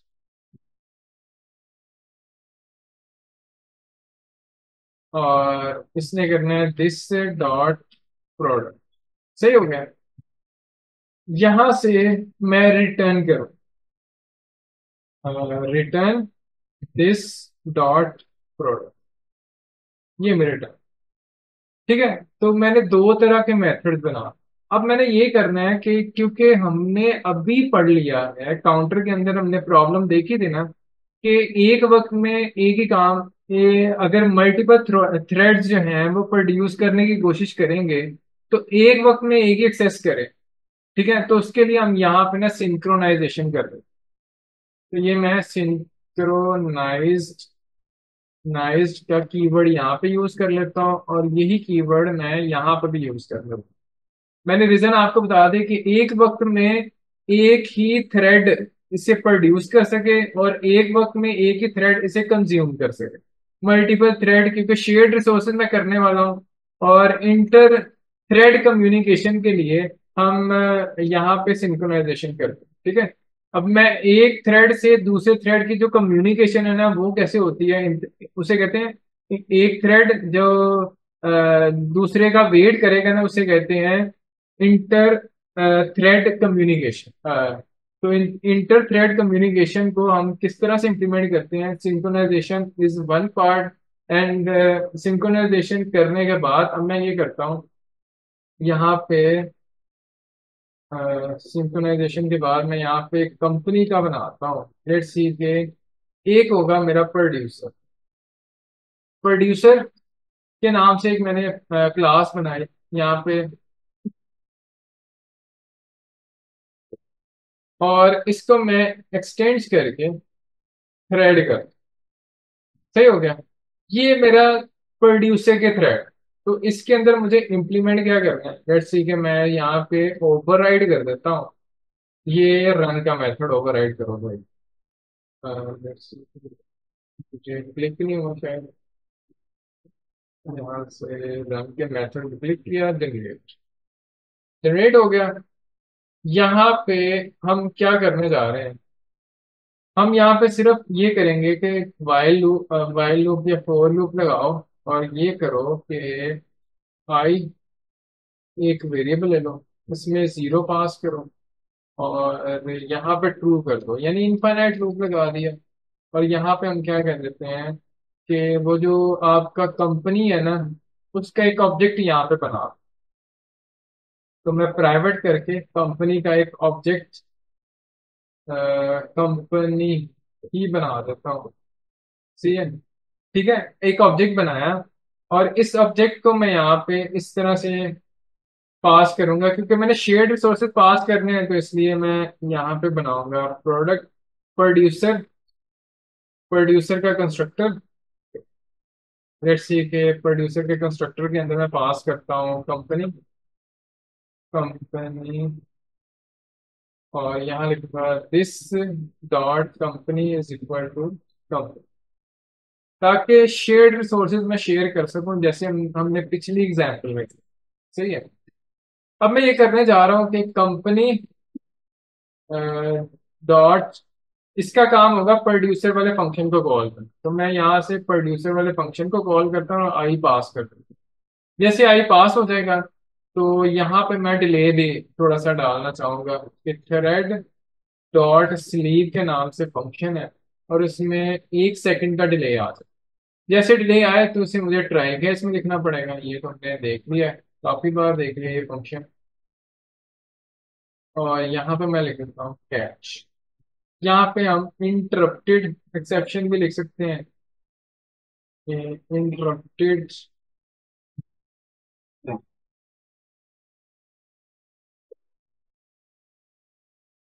exception, EX। सही हो गया। अभी फिलहाल मैं ये करना चाह रहा हूँ, यहाँ से लग लगा देते हैं, और हर बार वो इंक्रीमेंट भी करता जाओ। जब ये काम हो जाए तो हर बार इंक्रीमेंट भी करते जाओ भाई। तो जैसे स्लीप का चल जाए, आई प्लस प्लस हो जाए, और फिर से वो कॉल करते जाओ। ये काम, यही काम मैंने कंज्यूमर के अंदर भी करा, same to same code consumer के अंदर भी लिखा। तो देखिए मैंने किया क्या है, आपको बता देता हूँ। मैंने एक क्लास बनाई प्रोड्यूसर की, उसमें एक्सटेंड्स करके ना थ्रेड इंप्लीमेंट कर दी। कंपनी का ऑब्जेक्ट यहाँ पे बनाया, उसी तरह कंपनी का ऑब्जेक्ट मैं कंज्यूमर में भी बनाने जा रहा हूँ। दोनों में बनाने के बाद इनके कंस्ट्रक्टर में शेयर कर दूंगा, ताकि एक ही रिसोर्सेज दोनों के पास शेयर हो जाए। उसके बाद उसी के थ्रू मैं फंक्शन कॉल करूंगा और बार बार कॉल करूंगा। इनफाइनाइट लूप लगा दिया मैंने, और हर बार आई का इंक्रीमेंट हो रहा है और पास हो रही है वैल्यू, ताकि कंज्यूम होती रहे वैल्यू। ठीक है, अब 10 तक का भी लगा सकते हो, 5 तक का भी लगा सकते हो। लेट्स से कि यहाँ से मैं जाऊंगा, एक नई क्लास बनाऊंगा, उस नाम का इसका नाम देता हूँ कंज्यूमर। सेम इसी तरह की अप्रोच जो प्रोड्यूसर ने काम किया वही उसी के अंदर रखी। सही है। तो अगर तो यहाँ पे मैं ये कर देता हूँ प्राइवेट कंपनी, और यहाँ पे लिख देता हूँ प्राइवेट, ये कंपनी आ गई। और यहाँ से हम इसे एक्सटेंड भी कर देते हैं, एक्सटेंड्स थ्रेड। सही है। और यहाँ पे मैं क्या करूंगा, अब इस कंज्यूमर के नाम से मैं यहाँ पे कंस्ट्रक्टर बनाता हूँ, कंज्यूमर। और यहाँ पे लिख देता हूँ कंपनी का ऑब्जेक्ट पास करता हूँ, कंपनी का ऑब्जेक्ट पास किया। कोड थोड़ा सा टाइप कर रहा है, पब्लिक। सही हो गया। मैं यहाँ पे लिखूंगा this dot company is equal to company, that's it. सही हो गया। तो लेट्स सी कि अब मैं क्या करता हूँ, रन का मेथड इंप्लीमेंट करता हूँ, ओवरराइड करता हूँ रन का मेथड। और ये मेरे पास आ गया रन का मेथड, भाई जनरेट कर दिया हमने। करने के बाद जरा गौर से देखिएगा, जो काम मैंने यहाँ पे किया है ना, सेम टू सेम वही काम मैं कंज्यूमर में करने जा रहा हूँ। तो सेम काम कर दिया, बस एक चीज मैं डिफरेंट करूंगा, यहाँ पे कंज्यूमर वाला काम करूँ। ठीक है। तो कंज्यूमर ने इसे कंज्यूम करना है, प्रोड्यूसर ने उसे प्रोड्यूस करना है, यही काम कर। तो यहाँ पे आप क्या करो, इसको ले लो और एस आउट करके प्रिंट करा दो जो भी इसकी वैल्यू है। ठीक है, जो भी इसकी वैल्यू है आप प्रिंट करा सकते हो कंज्यूम, क्योंकि मैं इसमें कुछ पास तो कर नहीं रहा, मैं सिर्फ प्रिंट ही कराऊंगा, इसकी वैल्यू कंज्यूमर की प्रिंट होगी। ठीक है। तो ये वाला फंक्शन भी मैंने कॉल कर दिया, और ये वाला फंक्शन भी कॉल कर दिया। ठीक है। दोनों क्लासेस बनाने के बाद अब मैं क्या करता हूँ कि मेन में जाता हूँ, ये सारी चीजें रिमूव कर देता हूँ। तो यहाँ पे कंपनी का सबसे पहले एक ऑब्जेक्ट बना, फिर इसी ऑब्जेक्ट को शेयर करूंगा मैं दोनों क्लासेस के अंदर। जैसे ये बन गया, अब मैं क्या करूंगा, प्रोड्यूसर की क्लास, प्रोड्यूसर पी के नाम से क्लास बनाते हैं कुछ। ठीक है। इसके अंदर कंपनी का ऑब्जेक्ट पास कर दो। उसी तरह कंज्यूमर जो है उसकी क्लास बनाए, सी इज इक्वल टू न्यू। और कंज्यूमर के अंदर भी ऑब्जेक्ट पास कर दिया, सेम ऑब्जेक्ट कंपनी का शेयर्ड रिसोर्सेज कर दिया। तो यहाँ से थ्रेड तो दोनों बन गए, थ्रेड बनने के बाद पी डॉट स्टार्ट कर दी, उसी तरह सी डॉट स्टार्ट कर दी। अच्छा, जब मैं ऐसा करूंगा ना, तो लेट्स सी कि इसको प्रिंट करा चला के देखते हैं। जैसे मैं इसे चलाता हूँ ना, तो वो बता रहा है कि अभी जो है ना, प्रोड्यूसर ने, शुरू से दिखाता हूँ, प्रोड्यूसर ने जीरो जो है प्रोड्यूस किया, कंज्यूमर ने जीरो प्रोडक्ट जो है उसको यूटिलाइज कर, फिर वन प्रोडक्ट हुई तो वन कंज्यूम हो गई, फिर टू हुई तो टू कंज्यूम हो गई, थ्री हुई थ्री कंज्यूम हो गई। इसी तरह ये जो मेरे पास आईडीज प्रिंट हो रहे हैं ना, फिलहाल मैं नहीं चाहता कि ये प्रिंट हो, तो मैं यहाँ पे जाता हूँ कंज्यूमर में और इसको प्रिंट नहीं करता, जस्ट कॉल कर देता हूँ, या फिर कॉल भी ना करें आप, जस्ट कंज्यूम ही कर रहे हैं, तो जस्ट आप उसे प्रिंट, इसके अंदर भी प्रिंट लगा हुआ है ना, मैं इसको प्रिंट करा रहा हूँ बस। ठीक है। तो जस्ट आप उसे प्रिंट कराते जाओ, बस रिटर्न ना करें। ठीक है, रिटर्न वाली चीज को प्रिंट ना करो, मैसेज अंदर उसका प्रिंट होता जाएगा। लेट्स सी कि अभी आप देख रहे हो तो कोई मसला तो नहीं आ रहा। ठीक है, जैसे एक प्रोड्यूस होती है दूसरे भी उसी तरह कंज्यूम हो जाती है, बिल्कुल ये तो सही चल रहा है। लेकिन अगर इसका टाइम आगे पीछे होता, अब जो प्रॉब्लम है वो उस प्रॉब्लम की तरफ आ रहा है। तो प्रॉब्लम ये है कि अगर कंज्यूमर जो है वो इसे थोड़ा सा जल्दी बनाना शुरू कर दे, ठीक है, मतलब ये 1 सेकंड में कर रहा है ना, तो कंज्यूम जो है वो 2 सेकंड में हो रही है। कुछ ऐसे करके देखते हैं, इसका जो कंज्यूम का टाइम है ना वो डिफरेंट हो जाए। ये कंज्यूम कर रहा है 2 सेकंड के अंदर, प्रोड्यूसर जो प्रोड्यूस कर रहा है ना वो 1 सेकंड के अंदर प्रोड्यूस कर।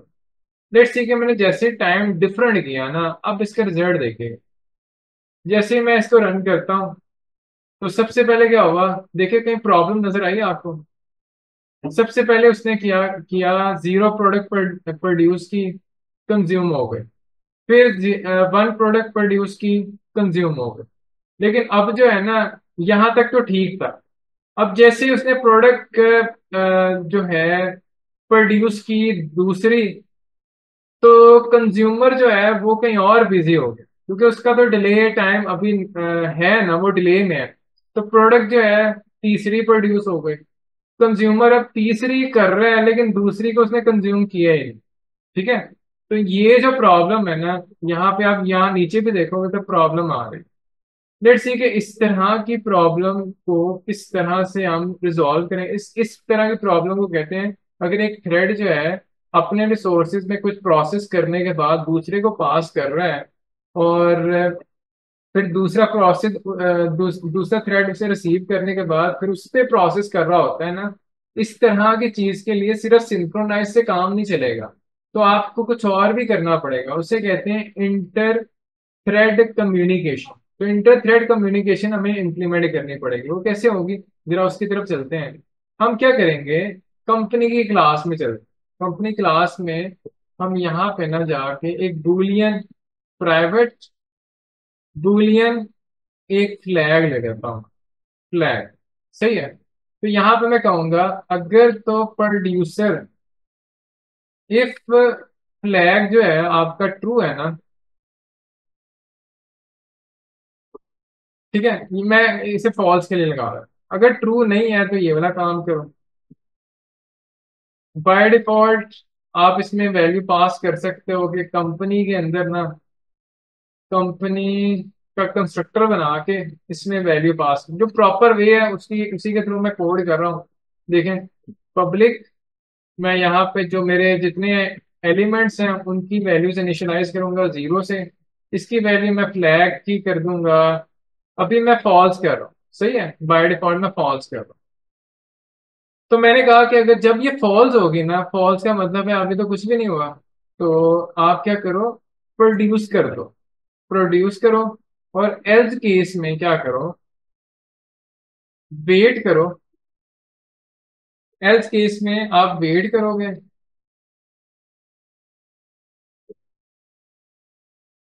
यहाँ पे हम लगाएंगे वेट, और वेट में मुझे ये कर रहा होगा कि आप इसे ट्राई कैच में लगाओ, तो मैं यहाँ पे इसे कर दूंगा थ्रोज। ठीक है, थ्रोज आप कर सकते हैं। तो यहाँ पे मैंने ये यूं किया कि जैसे ये वाला काम आपका हो जाए, तो आप क्या करो, फ्लैग की वैल्यू, आप ऐसा करो, फ्लैग की वैल्यू कर दो। यहाँ पे हम फॉल्स कर रहे थे, तो यहाँ पे आप ट्रू कर दो, ताकि वो अगले की वैल्यू आ जाए। ठीक है, अगला जो है, ये ये ट्रू मैं इसलिए कर रहा हूँ कि जब आपका फ्लैग यहाँ पे होगा ना, आपका फ्लैग अगर 0 है, ट्रू है, मतलब फ्लैग की वैल्यू ये असल में लिखी हुई है फॉल्स। जब ट्रू ना हो तब चले, ट्रू ना हो मतलब फॉल्स हो। जब फॉल्स हो तो प्रोडक्शन करो और इसकी वैल्यू ट्रू कर दो, और यहाँ पे नोटिफाई कर दो। नोटिफाई का जो फंक्शन है ना वो यूज होता है, और ये जो नोटिफाई का फंक्शन है ये दूसरे थ्रेड को बता देता है कि भाई ये वाला जो आपका रिसोर्सेज है ना ये फ्री हो चुके हैं, अब आप इसके ऊपर काम कर सकते हो। ठीक है, वेट आपको मेथड ये बताता है कि भाई अभी वेट करो, अभी वो जो फंक्शन है ना उसके अंदर एक थ्रेड पहले से काम कर रहा है, अभी आप वेट करो।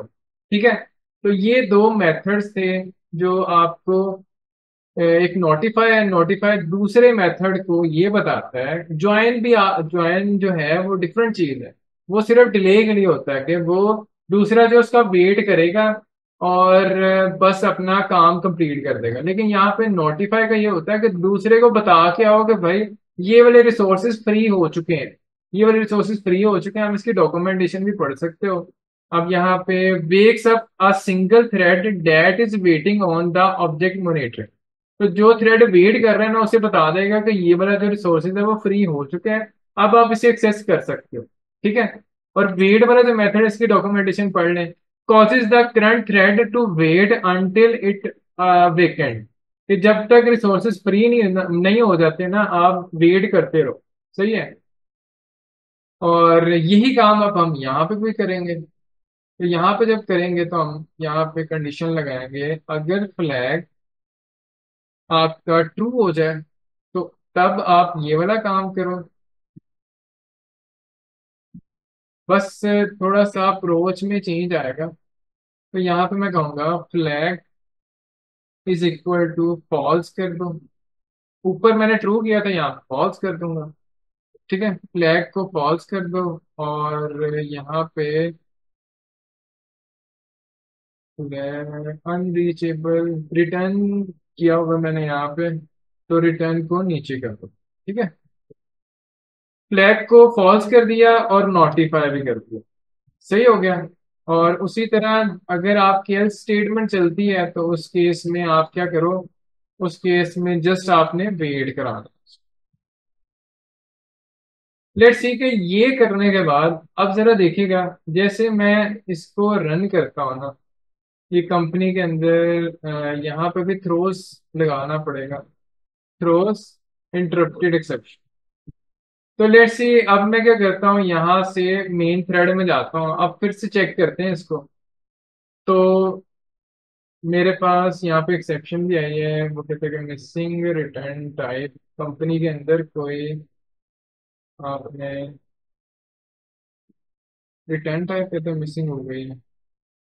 हाँ, क्योंकि मैंने इफ एल्स कर दिए थे तो इफ के अंदर रिटर्न टाइप लगी हुई है, यहाँ पे रिटर्न टाइप नहीं है तो इसलिए उसने एरर दे दिया। तो मैं इस तरह कर सकता हूँ कि ये वाला जो कोड है ना, इसको कुछ इस फॉर्म में लिखूं कि ये वाला जो काम है ना आप करो, लेकिन इफ एल्स के बिना ही कर दो, और फिर इफ एल्स लगानी ही ना पड़े। ठीक है, इफ लगा लो एल्स ना लगाओ।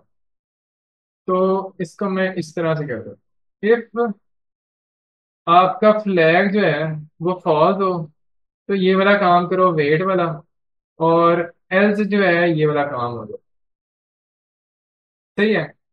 तो ये मेरा काम यहाँ से हो गया। ठीक है, अब मुझे रिटर्न टाइप का कोई मसला नहीं है। तो इसको रन करते हैं। लेट्स सी कि जब जीरो प्रोड्यूस हुई ना तो कंज्यूमर ने वेट किया और फिर उसने जीरो को प्रोड्यूस किया, और प्रोड्यूस करने के बाद जीरो को कंज्यूम किया। आप देख रहे हो एक सीक्वेंस से हर चीज हो रही है। प्रोड्यूसर जब तक प्रोड्यूस नहीं ना कर रहा था और फिर वो कंज्यूमर का वेट करता है, कंज्यूमर जब कंज्यूम कर लेगा, क्योंकि उसका डिले ज्यादा है ना, उसका डिले 2 सेकंड का है, प्रोड्यूसर का डिले सिर्फ 1 सेकंड का है। ये अपना काम जल्दी कर रहा था ना। तो अगर तो दोनों का टाइम एक जैसा है ना फिर तो कोई प्रॉब्लम ही नहीं आएगी। लेकिन अगर दोनों का टाइम आगे पीछे हो जाता है, उस केस में या तो प्रोड्यूसर का टाइम ज्यादा हो या कंज्यूमर का टाइम ज्यादा हो, आप यहाँ पे देखोगे तो वो ना दूसरे का वेट करेगा। वो क्या करेगा, प्रोड्यूसर जो है जब तक प्रोडक्ट प्रोड्यूस नहीं कर लेता कंज्यूमर वेट करेगा। उसी तरह कंज्यूमर जब तक कंज्यूम नहीं ना कर लेता प्रोडक्ट, तब तक प्रोड्यूसर वेट करेगा, नई प्रोडक्ट वो प्रोड्यूस ही नहीं करेगा। ठीक है। तो ये सारी प्रॉब्लम थी हमारी कंज्यूमर प्रोड्यूसर कंज्यूमर प्रॉब्लम इसे बोलते हैं। ठीक है।